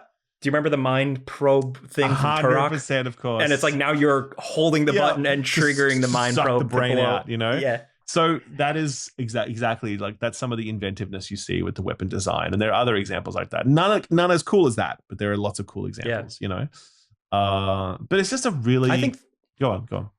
I just think their bullet hell thing is really good. Man, it's I so like good. this type of thing. And then I think the way they tie it in with very like kind of realistic and like dark feeling and storytelling and environment design is just a really cool combination that like you can only, that's only video games can do something like that. Yeah, I totally agree. I think it's just a really brilliant game. I think that they crushed it. You know, I think there's obviously going to be discussions around its storytelling differences, and that's fine. And that makes a lot of sense because Returnal's story was really well told, and it's a very different style of story here. And I think there's obviously going to be a lot of discussion around like difficulty and how much more approachable this is and whether or not something's been lost. But again, I don't think anything has been lost in terms of you can choose how hard you want to make this. You really can, and if hard a Returnal style experience is what you want, this game will give it to you. You just need to choose it. Whereas before, you didn't choose anything. Returnal was Returnal, and that was it. And so that meant a lot of people couldn't enjoy it. Now, so many people will be able to, because they can sort of dial up or dial down that challenge as they please. And I think that's a good thing overall for this type of game, for Housemarque, PlayStation fans, whatever. You know what I mean? So I'm on board with the changes. I liked it. I just thought it was a really brilliant game. I loved it. I thought it was incredible. Yeah, me too. I really enjoyed it, and I'm on board for those changes too, because I struggle sometimes. So it was nice to have a game where like I could really see what Housemarque does for the whole thing. Yeah. Because I've loved them for a long time. I think I've really been hooked on them since Resogun. Yeah. And absolutely. It's been really fun to just see how they were always like fun factor first and addictive gameplay first, and just how far that's come, you know? Yes, absolutely. Yeah, so great game. You heard it here, Saros. We give it 2 thumbs up. We're gonna do this, right? Okay, cool. I don't know if we've actually when we're recording this, have we already done the other thing with Lucy or not? I don't know. People will see in this podcast that we're also rating other games. Thumbs up. Right. You've been playing the latest Diablo expansion. I have. I played Lord of Hatred. Got access to it on a test realm that Blizzard set up for us. And put about 30 hours into it. Leveled 2 characters to max level and played some of the end game and whatever else. I think it's good, man. I think there's definitely been a shift in sort of popular sentiment around Diablo 4. I think at the start, everyone's like, this fucking sucks. And like it had its pros, it had its cons, but like obviously just a critical mass of people weren't happy with it. Blizzard have done a lot of work on it since then. And I think people have also just kind of given it a bit of a chance on its own terms. I think they kind of were, I think a lot of people wanted more from Diablo 4 at launch. Fair enough, right? But I also think that the reality is that Blizzard, I think, were intending to make a different type of game. Like they were intending to hold true to a vision of a ARPG experience that is more accessible, more streamlined, more casual, dare I say. And over time, that has been proven out as a worthwhile pursuit because, obviously there's Path of Exile out there, which is incredibly deep and sophisticated. And it's just like the really hardcore thing that you want. If you love that kind of thing, Path of Exile serves you really well, 1 or 2, depending on your preference. But then there is that other side of things where it's like, well, people just want to chill and they want to click on demons and they want to make it pretty mindless and almost second screen viewing. Like you can sit there and listen to a podcast while playing Diablo, and that's a great Saturday afternoon, man. That's a fucking great day right there. So, Blizzard have kind of really gone in that direction. That's not to say they haven't added more depth and complexity and stuff to the game over time, and it's definitely there. And, there's is there a new class with this one? 2 new classes, actually. There's the Paladin, who is incredible, and the Warlock, who I wasn't personally a fan of, but, different class fantasies appeal to different people, so I'll let others judge. But the Paladin, though, is like an incredible Paladin. Just that's good. Just wild. It's so much fun. There's also, a 10-hour campaign here, which is really beefy, fantastic storytelling all the way through, and a very climactic conclusion to this saga, because the last expansion was very bad in that regard, like just awful. Okay. Like a shitty 5-hour campaign with terrible storytelling, and it was just like a cliffhanger, and it was bad. Whereas this, though, feels completely different, way bigger, way better, strong story moments, just all of it, so good. And then there are some new endgame systems as well. There's sort of like a war plans thing, which basically is like a playlist for some of the endgame activities. So instead of like choosing, I'm going to do this and that and whatever, like you can kind of just like queue up a bunch of activities and do them all in a row and get rewarded for it. And there's a whole bunch of stuff. I won't go into all the detail, but I will say that there are new endgame systems that add depth and replayability to the endgame. They're not revolutionary. They're more about like evolution and refinement and what have you. You're still running around clicking on demons for sure. Like that hasn't fundamentally changed. But, what's there is good. There's also fishing. I'm not a fan of fishing in video games, but other people are. And this is for you, so you can enjoy yourself. But I think enjoy yourself in the relaxing world of Diablo. Correct, exactly. Like you literally need to pause in moments because demons spawn on top of you, and they're like, and then you like blow them all up with like 2 presses of a button, and then you whip the fishing rod back out again, and you're back out. Good. You know what I mean? Like that's actually what happens. So I had a really nice time with the expansion. I plan to log back into it on launch day to continue playing it because I have played Diablo 4 since launch. Not every single season, but like quite a few seasons. and had a really good time with it. I always appreciate your check-ins. I just like it's a legacy franchise that I still have stayed connected with, but I also think it's like it's managed to stay relevant in its own way, right? You know, it's yeah, I mean, Diablo is still a big deal, man. Like it's still we're still playing it, we're still talking about it. And I think that for anyone who's looking for a relaxed ARPG experience, a relaxed loot chase, it's in a really good spot. I think that, and I think that it's worth checking out. I think the best way to play Diablo 4 at this point, in my view, is you log in, you like obviously get through the campaigns. And then after that, you basically just, every new season you log in for like a week or two. And that allows you to max out a character and, like get pretty deep into the end game and get a nice build that feels good and complete some or all of the season pass. And then you're kind of done. But you've had a really good couple of weeks. And it's just been nice to do that. And then you step away from the game, ready to take a break from it, recharge the batteries, come back again, do it next season. That is how many people play Diablo these days. That's how I play it. And it works like the right way beautifully in that regard. It's not a forever game. It's not the kind of game that you're meant to just grind endlessly. It's the kind of game you're meant to enjoy little spurts, like every now and then. And I think the expansion puts it in the best place it's been to enjoy the game in that context. So, yeah, it's out this week on Tuesday, I think. It's on like all platforms, not Switch, or PlayStation, Xbox, PC, and it's like $40 for the expansion as well. So.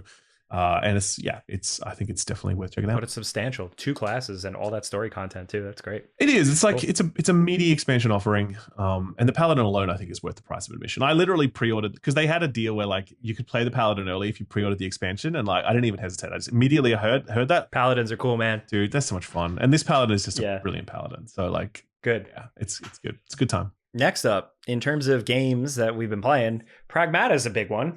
Yeah. Have you guys all kind of experienced it in some way, shape, or form? Sure have. I've got a few hours in it. Cool. It was still embargoed when I was traveling, so I could not whip it out on the plane. But I've been playing it here and there. Man, makes me feel young again. I feel like a game I would play in 2010, and I mean that with the most love in the world. It's great. I'm really enjoying Pragmata. There's something about a good chunky third-person shooter with fun elements. It knows what it is. It doesn't fluff things out. It doesn't overstay its welcome. It's just a game-ass game, but a really solid one. I think for me, the what I really liked about it is that it felt like there was no filler, and every like gameplay system, concept, progression, everything just felt rock solid. Every weapon, every use case, every optional thing, all of it to me just felt like really just done with intention. And I really enjoyed it. I just thought it was a good, simple adventure. And it's the characters. I think the characters are just awesome. I love Hugh and Diana. I thought they were really cool because the actual overarching sci-fi story, like predictable, it felt like an old video game, like whatever. But I just liked them. And I was excited to see them interact and just see them get through this thing. They were very charming. I think for me, it was like so there's essentially this whole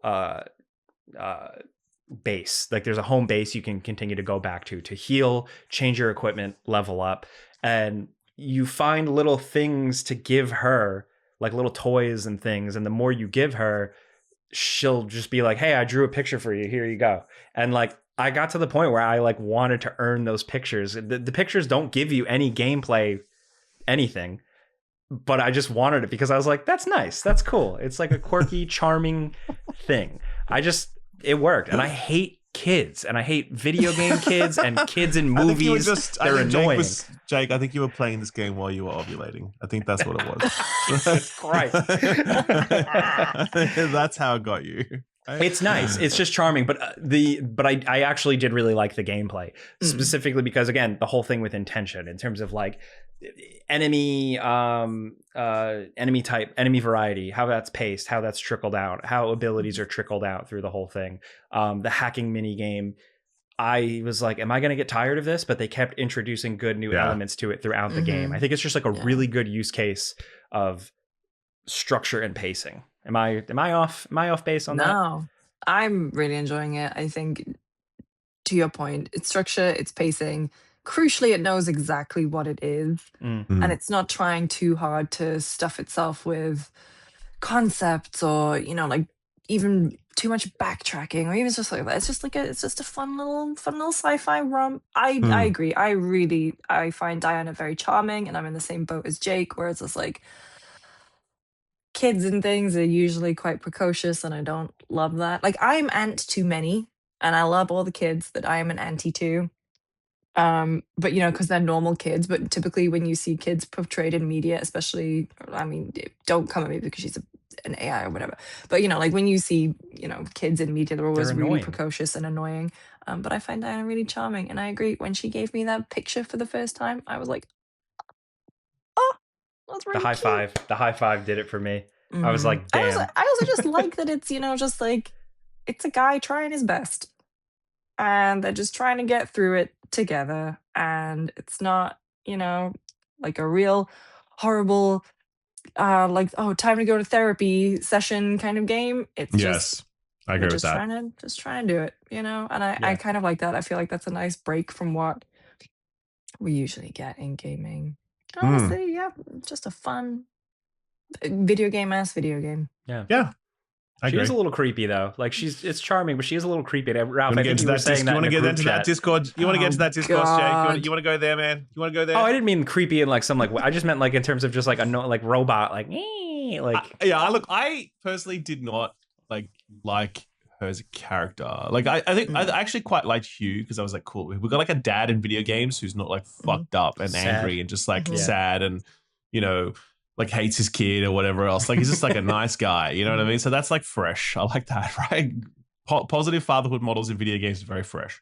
But like her, I was just like, what are we doing here? Like you're a super smart AI, you can hack robots, but that's the best art you can do. Like choose it. You know what I mean? Like, oh, you know fucking everything, but you don't know what the fucking ocean is? Like, where are we now? Like, what's going on here? You know what I mean? Like, I just was just like, come on now. Like, what do we You know what? Logically, I agree with you, but in my heart, but I also like this is not how children talk or act in any way, shape, or form. There was actually nothing childlike about her except in the most kind of exaggerated sense. And I think that like you could have like given that Hugh was like a really good dad. You know what I mean? And there could have been a thing where she was like a good child in a weird way. Like I don't really describe it, but like it's almost like she just has no real childlike qualities at all that I could. It was all just a very sort of played up rendition of childhood, and I didn't really find that very interesting or like whatever. I don't know. I found her whole conceit just very conflicted and weird, and I couldn't connect with it at all. But Hugh, though, I was like, yeah, cool. This guy's all right. I like him. I wish he had something more to play with here than, you know, like play off against, I suppose, than like Diana. I don't know. I know I'm not the only one that thinks everyone. Yeah, I know everyone really fell in love with Diana. She's like, oh, she's so cute or whatever. I was like, that's fine, that's cool. But yeah, just that part. That's like the one part of the game that I didn't click with at all. Whereas everything else that I was really on board with. I actually loved the combat. I think it felt fantastic, fun, interesting, and it got more fun as it went on. And I love the puzzle challenges and like the little sort of the VR sim stuff were really great. Like the VR missions were great, dude. Yeah, they were like the best combat challenges in the game, really. Yeah, you know, in terms of like the most fun use of that kind of concept. I would unlock more, and I'd be like, yes. Yeah, no, for sure, 100%. And they're like those red rooms as well, which are like, you know, meant to be pretty challenging. I like the little bingo thing that they do. Yeah, the bingo thing was cool with that little guy, his little monitor face dude. It's like a little battle pass. Like it was like they were like taking the piss out of a battle pass. So they're like, here you go. Like here's. So I like, and yeah, the weapons were really fun to use. Overall progression was really cruisy, and just the whole thing. And I think it's also very transparent. Like here's every level. Here's all the collectibles on every level. Here's a thing that lets you ping them on the map so you know where they are. Go and get them. And you can wrap this whole thing up. Like I haven't got the completionist trophy, but I imagine you could probably get the completionist trophy on this in like under 20 hours. Like I'm going to guess 15 to 20 hours to get like a platinum trophy is a guess, right? So yeah, man, it's a great video game. I really enjoyed it. I'm actually surprised by how much people have loved it though, because I was like, cool, this is a fun little game that everyone is going to enjoy on some level. But some people are like, no, this is like my game of the year or whatever else. I'm like, oh, okay. I wasn't predicting that, but fair enough. You know what I mean?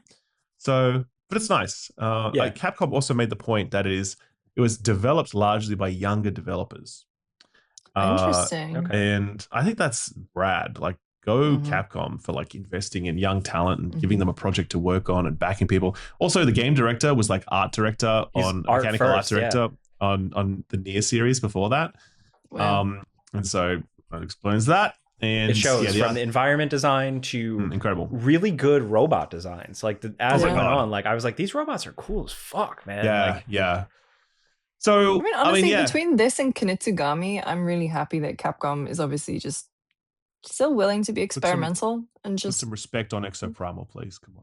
And Exoprimal, I'm sorry. Of course. Right. But no, I mean, just just have these moments where it's like, let's just try something new with a smaller team, younger team, less experience, but like make something really great. I just think it's such a sustainable way to look at this industry. Like again, you sort of they could pump everything into Resident Evil and just do it all, and I don't know, whatever. And they've tried that in the past, I think, with all its multiplayer stuff and lots of spin-offs and whatever else. But they're they're spreading their stuff around. They're going back, like Onimusha, don't forget, right? That's still coming. You know what I mean? Year, so right? like it's a really smart, sustainable way to run their business where they're not putting all their eggs in one basket. We as consumers don't get bored with things because we're experiencing new things as we go.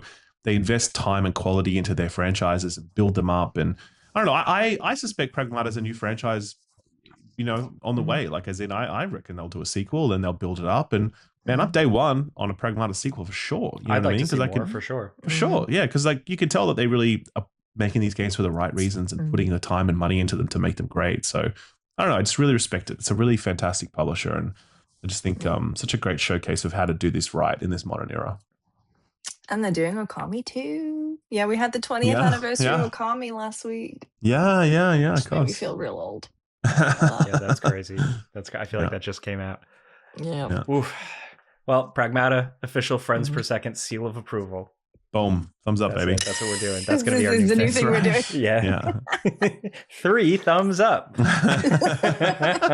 They'll put it on like those little accolade trailer things. They'll be like 10, 10, 10, 10, 10, and then just 3 thumbs from us. Lucy, what have you been playing? So I've been playing a bit of Vampire Crawlers, very quickly on that one. So Vampire Crawlers is... Remember how obsessed we got with Vampire Survivors? Well, it's taking all of those assets 100%. And turning it into like a deck buildery, dungeon crawlery type thing. Nice. It's like an old school, like Elder Scrolls Arena like type. Yes. Right. And so I think I've only put a couple hours into it. Really good second screen, as Vampire Survivors was, while Mum and I were watching Four in a Bed, which is a really fun British reality TV show. You both pulled that face at the exact. You both went. No, we were watching a marathon of it. You know what? Google it. It's fine. So it's basically you get like, it's all of the characters, all of the abilities, everything from Vampire Survivors, but in a card deck builder. Each ability has different amounts of mana that it costs to cast it. And I will say, I think at the very beginning, I think the balance is maybe not quite there, because I'm just finding myself like, if you play things, if something costs 0, then 1, then 2 mana, and you play them in ascending order, then you get it does more damage and stuff. And so it's like, well, okay, yeah, that's just how I'm gonna every time. I'm just gonna that. I know what you mean. I know what you mean. I hate when games do that. So it's like 100%. I think there is something to be done with the balance at the very beginning. And like I said, I only put a couple of hours into it, but I think for me it was a nice, refreshing take on the Vampire Survivors stuff. It felt nice to be back and hearing all those sound effects and seeing all of those very familiar sprites. They have voices now, which I was playing kind of on mute, and then I heard some of them have voices, and I was like, oh yeah, they kind of go arc. And then you can unlock some of the sound designer in this game just died. You're like, she played it on mute, fucking huh? game Thanks on mute, right? Yeah, thanks. Not all games I play on mute, but unfortunately, Four in a Bed was getting real spicy. What can I? Gosh, very important to listen to that dialogue. Because there's always like a bitch on Four in a Bed who never rates the other ones. Anyway, so I think at the beginning it's maybe the balance is a little bit off, but I was still very much enjoying just experiencing that world from a different isometric view. rather not from the isometric view into more of a first person. And it was just, I'm interested to see where it goes. I need to spend more time with it. And luckily, I've got a 10.5-hour flight tomorrow. There Boom. you go. Done Lock that. in. It's a perfect chance to play Outer Wilds. Oh, I should download it. Maybe one day. Maybe one day. You're not going to do it. I don't want to play it on a handheld. I'll play it on my PC. I played the Expanse Osiris Reborn beta. Okay. I'm getting ripped to shreds. Tell me about this. Ripped to bloody shreds on the Gamespot preview I did because I called it a beta. I was like, so sorry. No, we learned that lesson long. I learned that lesson Beta. long ago. You have to call it beta, or Americans just whinge. They can't handle it. They just can't. Yeah. They just lose their Yeah. fucking minds when they hear this word. Oh, I can't say Mario anymore. I have to change it to Mario. No. You should stick with Mario. It's super cool, actually. It's super cool. It's brutal. Yeah, I love it. I get torn to shreds. So the Expanse Osiris. So you said it's a beta, but like I thought it was like a adventure sci-fi game. What is it? What? Wait, what? You're saying What they're did I not say? mutually exclusive, Jake. It can be a beta of a sci-fi game. No, I mean like a single player, just like a regular old game. Oh, I see what you mean. I was like so confused. Sorry. Like, what are you talking about? Sorry, that's what they're calling it. Really, it's just like if you pre-order the game, you get access to an hour of you get an hour mission. They're calling it a beta, and it's coming out next year. So overall, I think it's a bit of a mixed bag. I think going in, you definitely have to have the expectations that this is not final. And so I kind of question a little bit their choice to put this out at this point, because it's not early access, but it's Owlcat, and they kind of have done that thing before where they want to have the community shape the game a little bit. But then they've also charged for it, I guess. So Yeah. So overall, you play as how to describe it? So you're on a ship, and a biohazard takes over, and then you and your twin are the only people who survive, and then the security firm sweeps in, tries to kill everyone. You're the only loose thread, and then they chase you to another station. And so I will say, it's just like you wait 10 years for a Mass Effect to come along, and then sort of like two or three of them come along at once, because you've got Exodus, and then you have allegedly a new Mass Effect in the works. And so it's quite overt.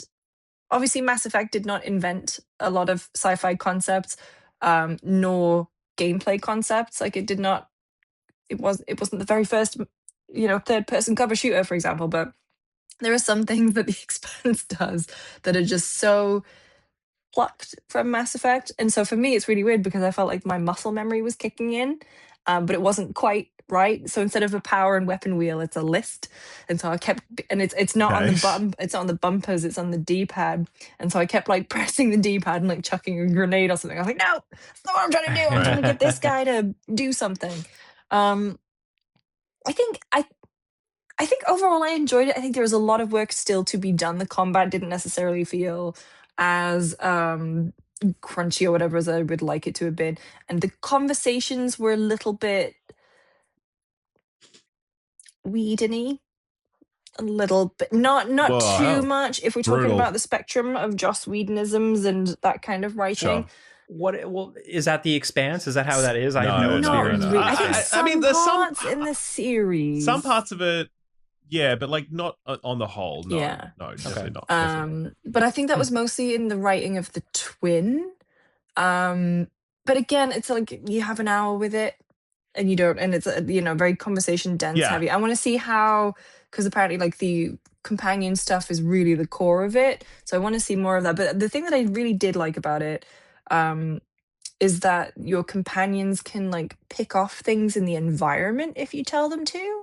And so instead of you just focus firing on enemies and stuff, you can be like, hey, there's a little gas pipe or something over there. Wouldn't it be fun if you hit it? And then you can take out a big thing of enemies at once. And so I did actually quite like that. But I think overall the aesthetic of it is quite busy. So it was kind of hard for me to always catch those opportunities. I felt like I was catching most of them sort of at the end of every encounter. But yeah, overall, I'm intrigued to see where it goes. I liked the Expanse TV show a lot. I haven't read the book. There was a reference to Holden that I caught over like a Tannoy in the game at one point. So yeah, into it. Mixed. Yeah. What does that mean? Oh, Holden is Holden? the main guy Holden's from the books in the show. Oh, okay, cool. Nice. A lot of thoughts about the casting of that man and his performance, but have no time to delve in that now. Yeah. Also, that show's over. We don't have to. That show is over. It's which is a shame. But really fantastic show, and look, it's a high bar to hit for a show like for this game, because the thing is, they've really, for anyone who doesn't know, the Expanse is very Mass Effect coded, right? It has lots of things. It basically is Mass Effect. But I will say is that the writers, because I also didn't realize it was 2 writers under one pen name. One of them tweeted like, "You can say that I've pulled from XYZ, but gamers need to stop thinking that Mass Effect invented sci-fi." And so it's like they're cut from the same cloth because they obviously share a lot of inspirations. And I think as well with the Expanse, it's just like it's extra funny that they've gone for third-person cover-based shooter with companion system. Well, that's the thing, right? This is exactly like they've basically come this full circle, this kind of recursive thing where it's like, everyone's like, well, Expanse is Mass Effect, and then they're making an Expanse game that's Mass Effect. You know what I mean? So I think the challenge is it's a very high bar to hit in terms of writing. Because they're really great. It's a great story, the Expanse story. It has some similarities to Mass Effect in terms of like the Mass Effect relays and what that means, space exploration, technology, that sort of stuff. But yeah, like you've got a set of really great characters and some great story moments, some great factions, and to really nail that would be tough, I think, because your audience is going in expecting a level of writing that is a high bar to hit in the world of video games. Like 95% of video games are not well written. Do you know what I mean? So fingers crossed they can find a way to pull it off. I don't know. I haven't played this yet myself, so I'm going to check it out. But I'm definitely rooting for them. Would love to have a great Expanse game to play finally after all these years. So yeah, cool. That's exciting. And was that everything you played, Lewis? Was one other Titanium Court. Titanium Court. So Ralph and I, I'll talk about it very quickly, then we'll throw it to the interview. But Ralph and I got to talk to AP Thomson, who's the creator of Titanium Court. He also worked on Consume Me. Titanium Court is that game. If months ago, you remember when Chris Plant co-hosted and he said, "I played my game of the year," and he was a tease, and I immediately Discord messaged him. I was like, "Tell me what that game was," and it was Titanium Court. Titanium Court is a match 3 strategy, absurd, surreal, roguelike. It's really. Yes. I mean, the conceit of the story is you are walking through a forest and you find yourself the queen of the fairies. You are the queen of the fairies, and they are going to war. And you can shape the battlefield by moving tiles around, but it's match 3. So if you match 3 pieces of wheat, then you get food. And then that's high tide, I think. And then low tide, the other way around. Yeah. Is when you can use those things that you have gathered by matching to feed your army or to create your army. And then there is a period where you just sit back. It's an auto battler, and you just watch everything happen. Yes. And then as you progress, there will be things like there'll be catapults, there'll be boats, there will be a dragon that will follow you around. There will be volcanoes that will erupt and ruin all the tiles around them. So it is strategy on strategy, because at the beginning you get to you can move the castle around anywhere. You can move the court around 1 tile at a time. So basically like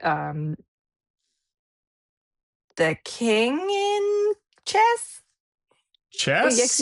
Yeah, because I was like, no, the queen can go further. Wherever she likes. Wherever she wants. So it's basically moving the king in chess to get in, like, if you are surrounded by water, for example, like certain enemies can't go and hit you, or hills give cover. And then surrounding that is a really absurd surreal narrative about these people at the court and their daily lives and how they are trying to obfuscate the truth from you about what you're doing, why you're there, where you even are.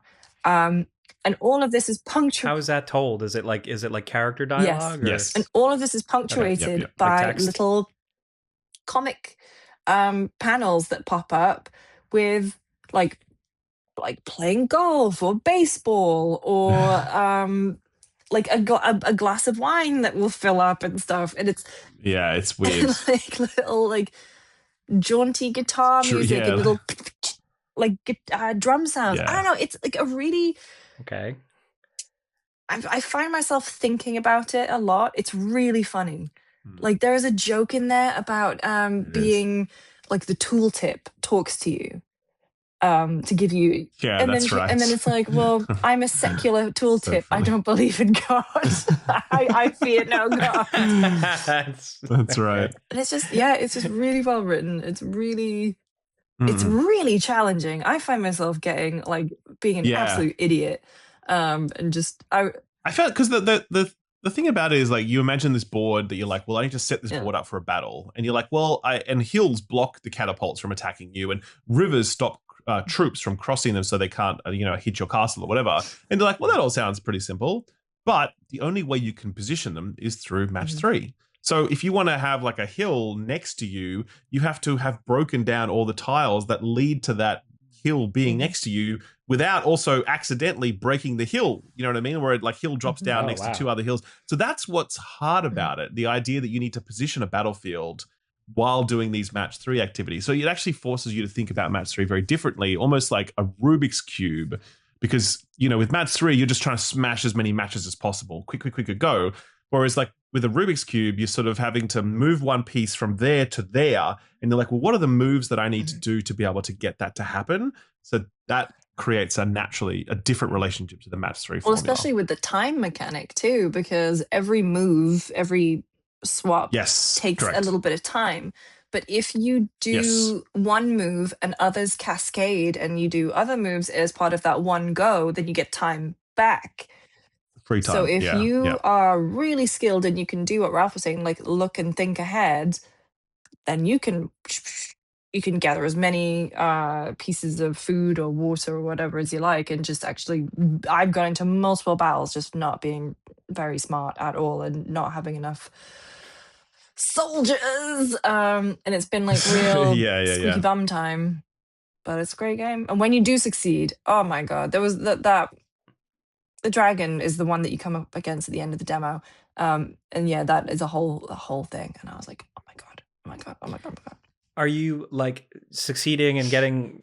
Are you just hooked on the gameplay, or is the story what's keeping you going? Like, is it both? both? I mean, the story is just so well written and intriguing. Really? And okay, cool. What I mean, not to spoil the interview a little bit, but listen to AP's answer about how he feels about meals of the day as it pertains to the gameplay. I thought that was fascinating, and like as I've been playing it since we've spoken to him, I was like, oh yeah, wow, this is really set up in a very interesting way. And it's just also just like, it's really funny. It's like, it is. There's multiple screenshots to take of just some of the ridiculous things that those characters say. All right, good. The music is also great. It's this kind of like shoegazy sort of like dreamy guitar that just perfectly fits the vibe that he's going for. I love it so far. Like I'm actually just chipping away at it very slowly in between other things, and it's because it's very snackable as well. Like you can literally just log on and play for a few rounds of it, and if you get some momentum and you're like, hey, this match 3 is going really well and my board's looking good, and you can just ride it for a bit. But if you're like, I kind of fucked this up, well, I'll step away from this, right? So have it installed on like a Steam Deck. It's best played there. Very, as I said, snackable, but also very. It's not snackable in like a survivor's game is snackable, where you sort of just do it and then forget about it. It's like you're getting these little nuggets, like reading a chapter of a book, and then it kind of, you put it down, but you're still thinking about it after you put it down, and and you're thinking about the next chance to return to it. So it feels very nourishing, I guess is probably a good way to describe it. It's great. Wow. All right, I'm interested now. Of course. Thank you, guys. And he's cool, man. This guy is a cool guy to talk to. Yeah. So you'll enjoy the interview. And here it is. Roll the tape. AP Thomson, enjoy.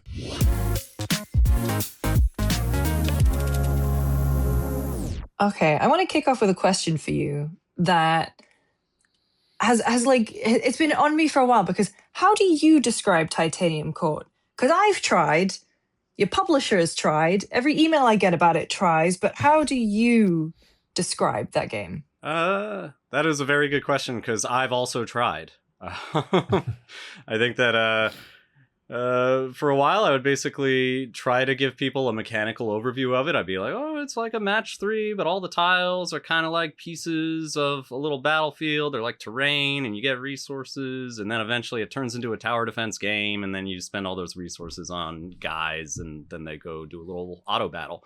And I don't know, I was using that for a while, and then I eventually discovered that there was a pretty obvious correlation between if I just described the game mechanically and whether the person I had described it to would then proceed to skip all the text.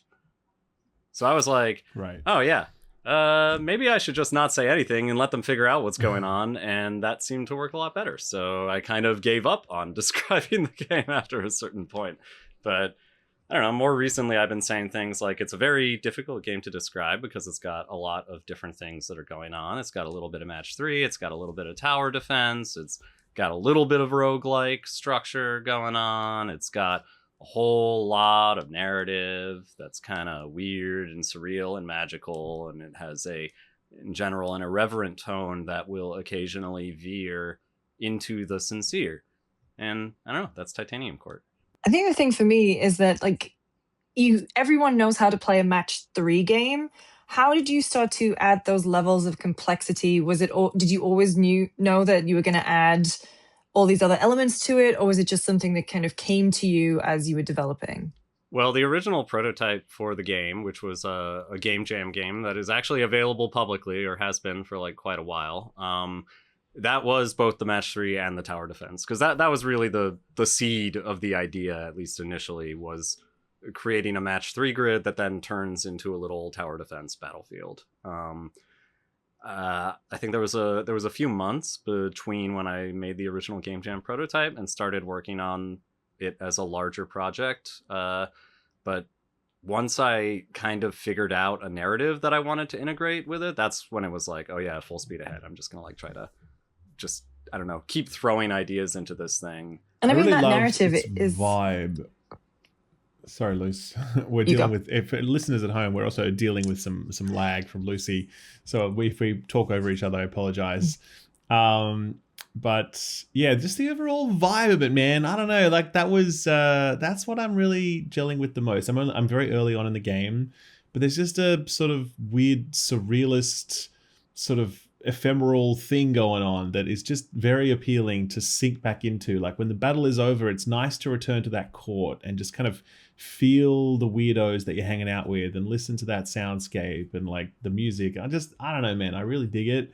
I wondered like how that coalesced for you. Were you just like feeling different things and you're like, why don't we add a bit of that and see how that goes? Or did you have like a very clear vision for how this should feel back at court? I didn't have the clear vision initially. I think the very first, like, kind of the first narrative scenes I put into the game, they were not actually really separated from the battle system. It was kind of like you could just come across narrative events while you were playing through a run. And I think it was eventually I kind of came up with like, oh, why don't we treat this more like a routine? Why don't we treat this a little bit more like you have some narrative for breakfast, and then you have some mechanics for lunch, and then you maybe if you complete a run, you have some narrative and puzzle solving for dinner, right?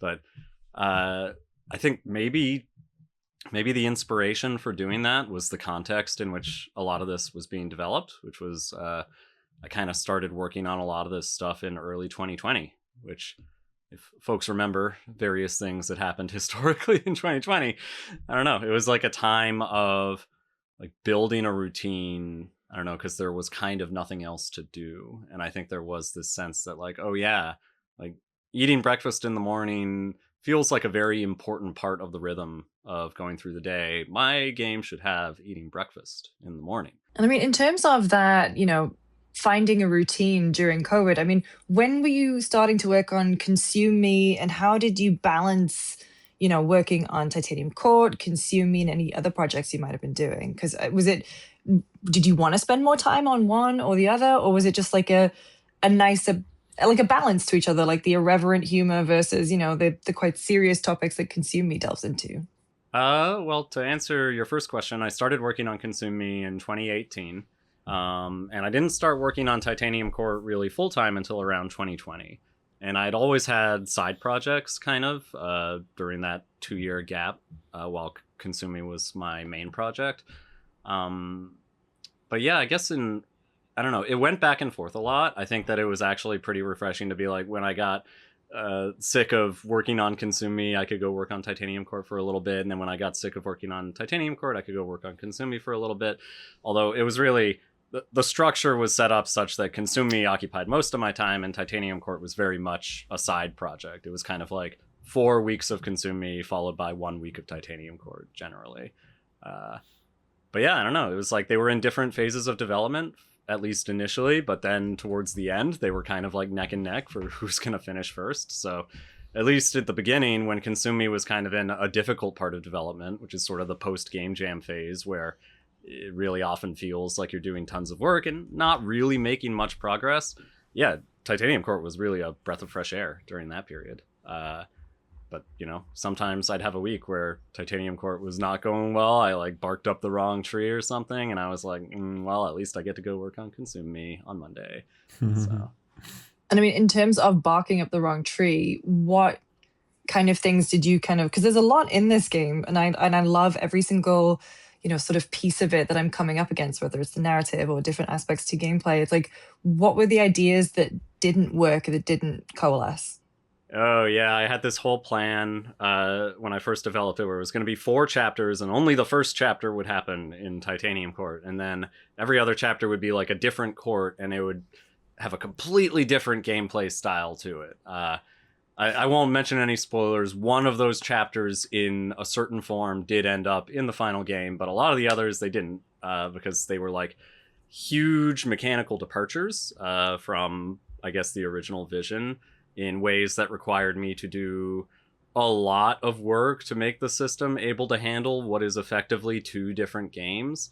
And it took me kind of almost a year to realize that was not the correct approach, and that I should A, limit the scope, and B, if I was going to add variety to the gameplay, do it in ways that did not make working on this thing kind of a nightmare. So, I mean, that's kind of what I was doing in terms of barking up the wrong tree, at least.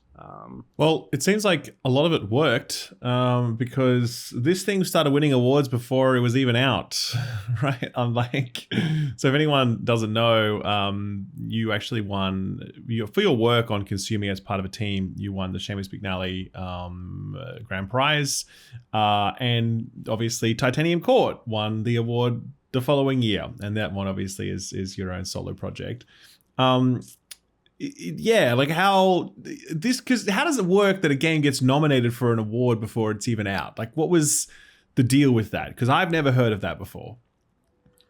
Well, it helps that it is the IGF, and the IGF has been doing that for a long time. It has always accepted entries from games that are not out yet, and there are actually plenty of prominent indie games that have won the IGF prior to being released. Like Fez is a big example of this, where Fez won, I think, in like 2007 for visual art, and then it won again in 2012 when it won the Seamus McNally Grand Prize and actually came out.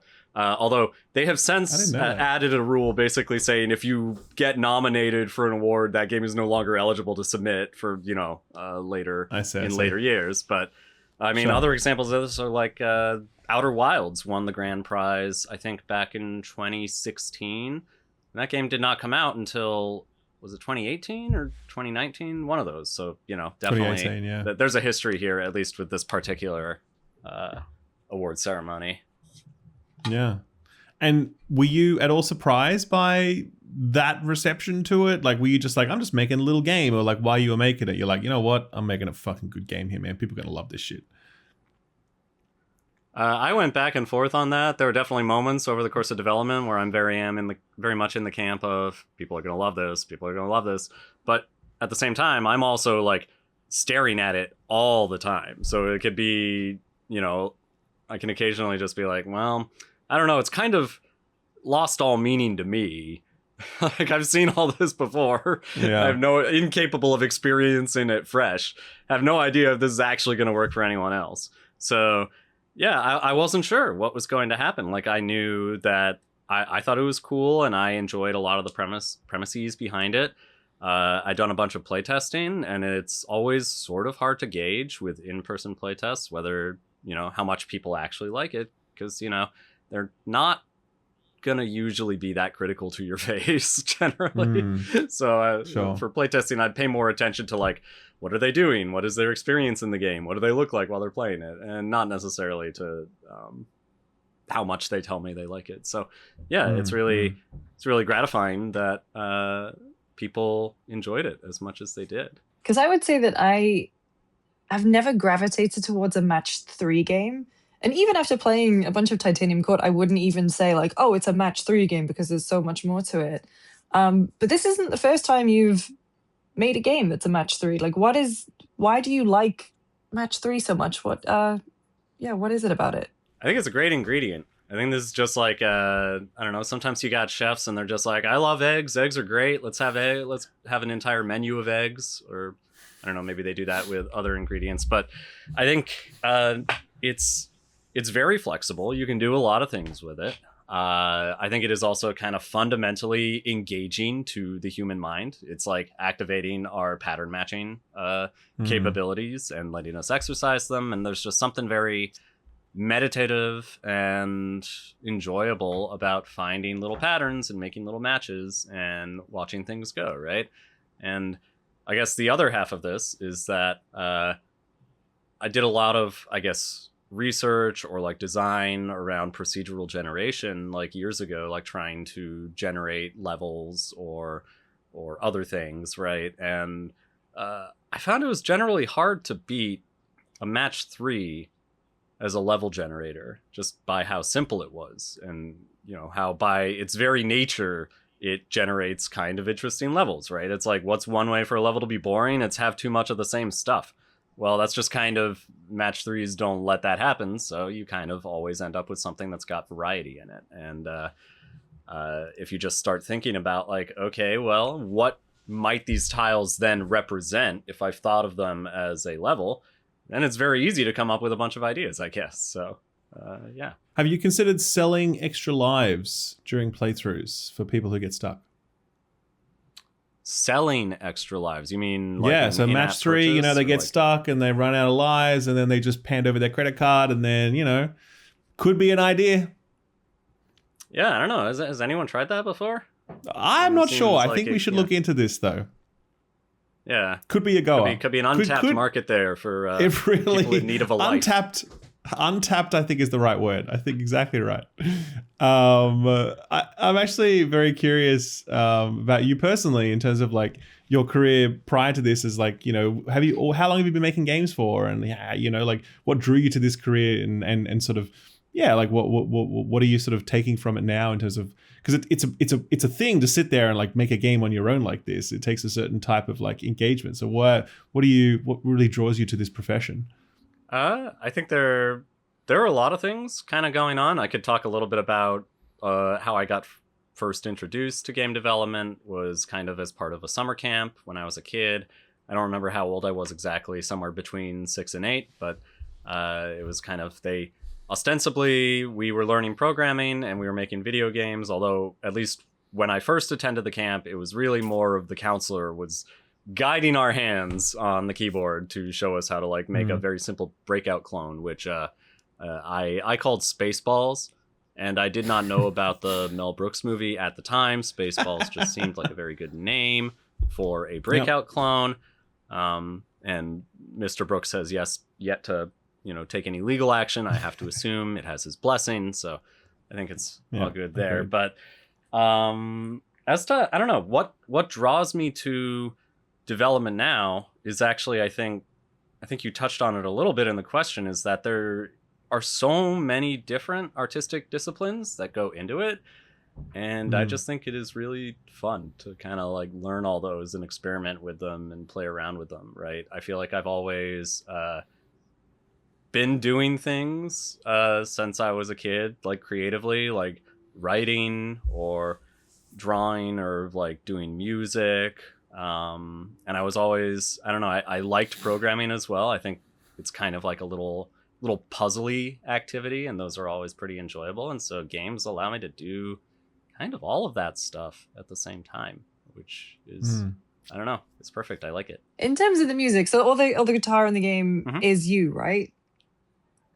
Yep. So did you learn guitar to put into your game, or did you make a game because you knew how to play guitar to put that in? So I learned guitar while I was making Titanium Court. I basically kind of learned in 2020. It was like sort of the deepest, darkest part of the pandemic, and my cat had just died. And so I was like pretty bummed. And I had a guitar already from attempting to learn in the past, although not particularly successfully. And I was just kind of like, I guess I have a lot of free time right now. I will pick this up and see what we can do with it. I had already been... I've made music for my games previously, although they've always just been like, basic MIDI tracking in like in GarageBand or Ableton. Never really recording my own instruments, but I picked up the guitar and I was like, kind of my goal here is to learn to play this well enough to write songs. And if I do that, then maybe I could use some of those songs in this game that I am making. And that could be the plan for what I do for music. And I guess it just kind of worked out like that. Although not 100% like that, because the original plan was I wanted to do what Mugenics did, which was have a instrumental track that's playing in the background. And then when you get to the boss fight, ta-da, there's lyrics. And now it has lyrics. Right. That didn't work out for me, because every time I tried to write a song with lyrics, it ended up like at least 3 minutes long, and the battles in Titanium Court are 30 seconds long, so that was not going to fly. But people who have played the game a certain amount may have found that I found another use for those songs. So, did you do the vocals? Mm-hmm. I said you did. Excellent. Okay, great. So that's exciting. Okay, great.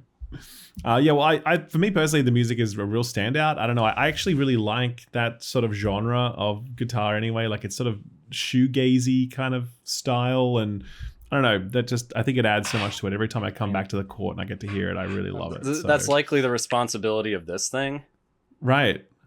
So this is a Boss DD20 delay pedal. Okay. I don't know very much about shoegaze, but every time I've been like, Instagram sends me like a bunch of posts of like essential shoegaze pedals. This one's always there. So I'm like, this might just be a shoegaze pedal. I don't know. Okay, got it. Yeah. Well, I actually really like that genre. And so whenever I'm listening to it, it just, as I said, I love getting back to the court and hearing that sound. And I don't know, I really like the whole package. I think it's so interesting because, I think from an audience perspective, it is weird to look at because you're like, it's got weird baseball imagery alongside fantasy castles, alongside these kind of schmoozy, chances drinking at the court's table and whatever. But then like you kind of just go, okay, let's just have a crack at this. And as I sort of sunk into it, I was very won over by, it's sort of weirdness and how surprising it is. And just the overall feeling of it. I think that's what I take away most from it. Just a unique feeling. It's less about those mechanics. I actually kind of live for the return to court when the battle is done, and that's just keeping me going. So I am having a great time, and I'm definitely planning on playing a lot more of it. So it's out tomorrow, is it? Because today is the 23rd. We're recording this on. It's out tomorrow. Mm-hmm. Yep, it's out tomorrow. Yeah. And are you doing any kind of, I don't know, special launch event activity stuff, or have you got anything planned? Because Fellow Travel is publishing, correct? Mm-hmm. Yeah. I don't know if we have if you mean like a launch party or like a in-person launch party. Not doing that because I have a nasty cold right now. So okay, right, other people. But sure. I don't know. Maybe once I have recovered. And I mean, what is next for you? Consuming came out last year. Titanium Court's out now. Do you already have other projects that you've been tinkering on, or are you just taking a little bit of a break?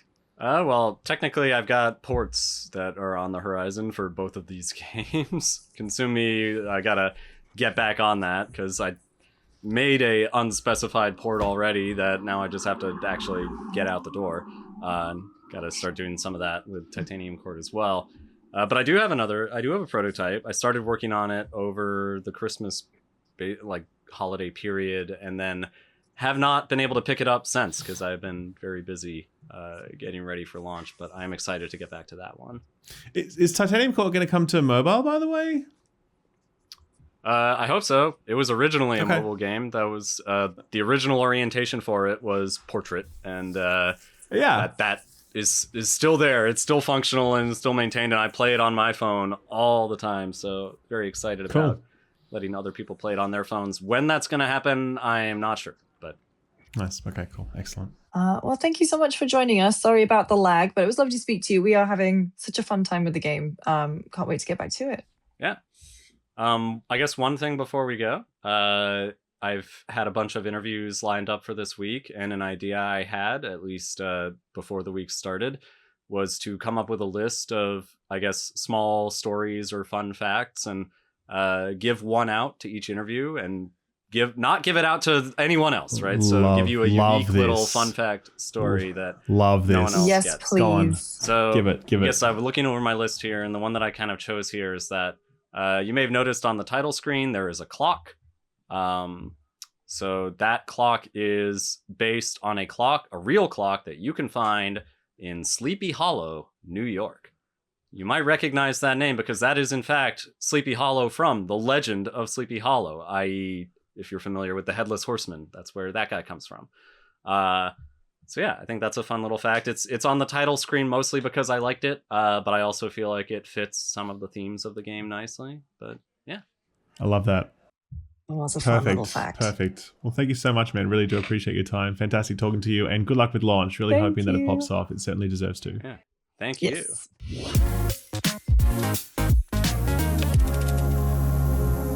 Let's finish up the show with some show and tell, the segment where we talk about some stuff that isn't a video game that we've been enjoying. Who wants to go first, class? I'll show go and first. tell time. Okay, first of all, you there in the front. Continuing our Nolan rewatch. Ooh. I watched Dunkirk. Didn't love Dunkirk. Felt like an interesting story without any characters. Yeah. And incredible cinematography. Many parts of it I enjoyed, but ultimately I was like, no, we really need some characters here to make this work. Then I watched Tenet. Oh my God. Now listen, I really went into Tenet being like, I hadn't watched it in years. I was like, I bet you I was wrong about Tenet. I bet you I was wrong. I'm going to go in there and I'm going to be like, you know what? Actually, I was a dumbass. Tenet's a fucking great film. Tenet is so much worse. Okay, great, because I tried to watch it like 2 years ago and I couldn't. I feel vindicated. I don't like it. Yeah. It's fucking awful. It's so unbelievable. Everything about it is terrible. Everything about it is awful. I hated it so much. I couldn't believe it. I was just like, I couldn't believe it. Anyway, then we watched Highlander. Now, listen, I haven't watched Highlander since I was like a fucking kid or whatever. And oh my God, I couldn't believe how good it was. The cinematography in that movie, I don't know if you've like really paid attention to it. Some of the transitions, I was like yelling. I was like, what is this movie, man? How are you getting away with this? Well, no one knows how to use a camera like that in the modern era. It's insane, right? The Queen soundtrack. Fucking Clancy Brown is the villain. Clancy Brown's incredible. He's so good in it. He's so good. Christopher Lambert with his like laugh that he does all the time. It's just the best. Sean Connery in his ridiculous outfit. Like the whole Spaniard Sean Connery. Oh my God, the Spaniard Sean Connery and the fucking Scottish Christopher Lambert. Like, but honestly though, just an incredibly watchable film full of great cinematography and set pieces, and just the whole thing was just a really, really great movie. And it wasn't like nostalgia bait talking because like I've enjoyed Highlander, don't get me wrong, but you actually just appreciate it as a film because of like how well made it was. And the contrast between that and Tenet, I was just like, is it the same night? It was the same night back to back. Tenet and then Highlander. That's awesome. And it just like, it was like, I can't, it was like crawling through the desert and just Tenet was the desert and I was just dying of thirst, and then all of a sudden, you know, like Highlander is this fire hose of just like, oh my God, it was amazing. So I am so excited for this Henry Cavill Highlander movie, just for like a new generation to give a damn about Highlander again. I agree. it gets people to watch the original. I really wish that I'm going to assume that Henry Cavill's playing Connor McLeod. I would love to have seen Henry Cavill play the bad guy. I forget his name, whatever. But Clancy Brown's role. Oh yeah. Because like he would have crushed that role, I reckon. Because he has that kind of darkness that if he could tap into that, he'd be a great villain. But yeah, he's going to be Colin McLeod, and I don't know. I'm excited for that as well to see. I hope they don't fuck with it too much. I don't know. It has to keep that B quality, and it has to keep the soundtrack, man. The Queen soundtrack, unbelievable. Who wants to live forever? Unbelievable. So good. Anyway, man. That's me. I'll go. I watched a show called DTF St. Louis. Oh, the Jason Bateman HBO thing. Yeah, so it's really good. It's got Jason Bateman, David Harbour, and Linda Cardellini in this kind of like trio leads. It's also got Richard Jenkins, who I also think is great and really underrated. But it's essentially like an HBO show. It like feels very like edgy and it's like very mature and dark. But without spoiling it, it's kind of like it's just like a juicy drama with like cheating and thruples and scandal and stuff like that. It's very like it's like a sexually charged. Incredible timing for David Harbour for that to come out. DTF St. Louis. Is DTF like as in the way we used to use DTF? Yeah. Like the same. Okay, right. It hasn't changed over the years. Like the word goon has changed. Like it's the same. It's the same. So it's like meaning. Okay. It's like an app. It's called DTF. Okay, right. And they're all using it in this city, and it's very weird, and it had a lot of heartfelt like character moments throughout. And also, I think it was like David Harbour at his best. But it like, literally came out as the album did. I think Lily Allen's, who I'm going to see on Tuesday. Actually, I got tickets to go see that show. Okay, there you go. So the thing was, the show kind of just ended. And I was like, that was a bummer. Why did I watch that? Like, it was just kind of like after it all was said and done, because it's also centered around like a murder mystery whodunit as well. I kind of buried that lead, but the conclusion kind of really left me like, I don't know. Yeah, I don't know why I watched that. That was a bummer because I was invested in the characters and I actually started to like feel for some of the characters, despite them all being kind of like weird or despicable or very flawed. Yeah, I don't know. I don't totally recommend it. But that's the only thing I really did because I've been gaming a lot. Fair enough. I will. Speaking of Linda Cardellini, did you ever watch Bloodlines? Did anyone ever watch that? No. Oh, dude, you should watch this show. It's like fucking guy from Friday Night Live, the coach. What's his name? Kyle something or other. Kyle Chandler as the lead. Show. I heard the show was good. Yeah. And Ben Mendelsohn as like the crazy brother. Oh, and like Mendelsohn. Honestly, it is an incredible show. It got cancelled after like 3 seasons because the Florida government like pulled funding from it because it was being shot in the Florida Keys. But like, man, incredible show. Oh yeah, it's like an early Netflix show. It is an early Netflix, exactly. It's like one of the shows that like made its bones on. Yeah. So anyway, sorry, Luce, what you were saying? I went to the theatre. I went to London's West End. West End. I did. Oh. I saw Cynthia Erivo in her one-woman Dracula play where she plays every role, like 20-something roles. So remember how I saw Dorian Gray last year with Shiv? Snook. Yeah, Sarah Snook, who was incredible. Yeah. So they did another one, but this time with Dracula.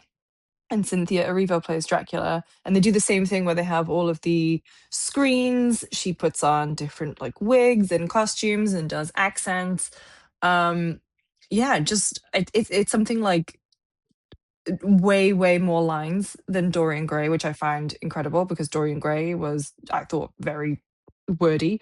But no, Cynthia Erivo, wow, what a powerhouse. Like just memorizing it all, memorizing every mark, every like being able to slip into the accents. There was one Irish accent that I thought maybe we could have left that one, Cynthia, but like it wasn't a musical, it was all she does sing, like I don't know if that's a spoiler or not, I don't think she sings like a little line, like a little song about Dracula. I was going to try and ad-lib one and I decided against it. No, don't please. we've already sung Queen on this podcast. No, but she, her voice was spectacular. My God. Like I saw Wicked over Christmas or whatever, and it's like I think it's very different when you are watching a recording that's then gone through post or whatever. But like hearing her live, like her voice is so powerful and so clear. It was stunning. But yeah, really enjoyed it. And that's what we did on the first night I was in London. So trying to go to the theatre. Well, got Phantom of the Opera tickets for June.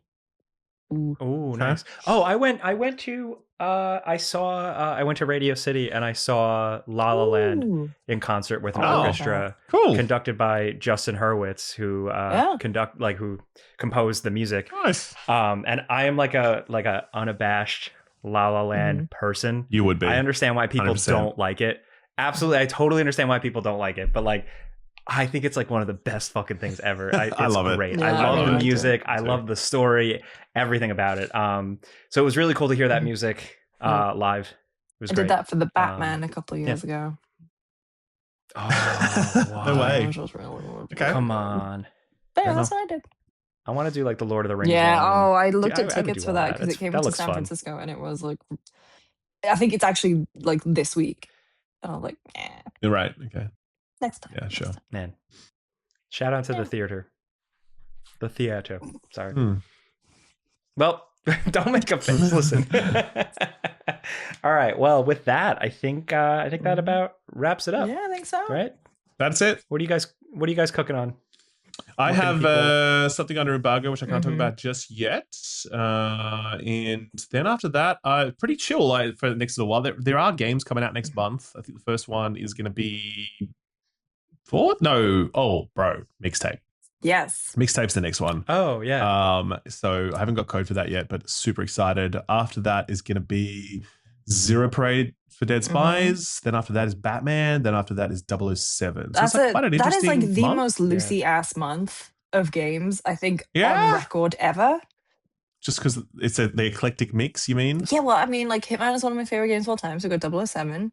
Sure. I love Lego Batman. Love Batman. I literally just said I want to see Batman in concert.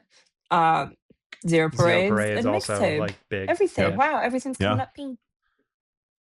It is. It's going to be a good month. So, but I haven't started on any of it yet because, as I said, no codes through. But it's going to be nice. So yeah, We will be busy. So be sure to keep it locked. Keep it locked People like IGN. on IG. I mean, the friends per On second. IGN. Sure. Yeah. Thank you guys very much for listening, rating us on your podcast places, clicking the like button. We really appreciate it.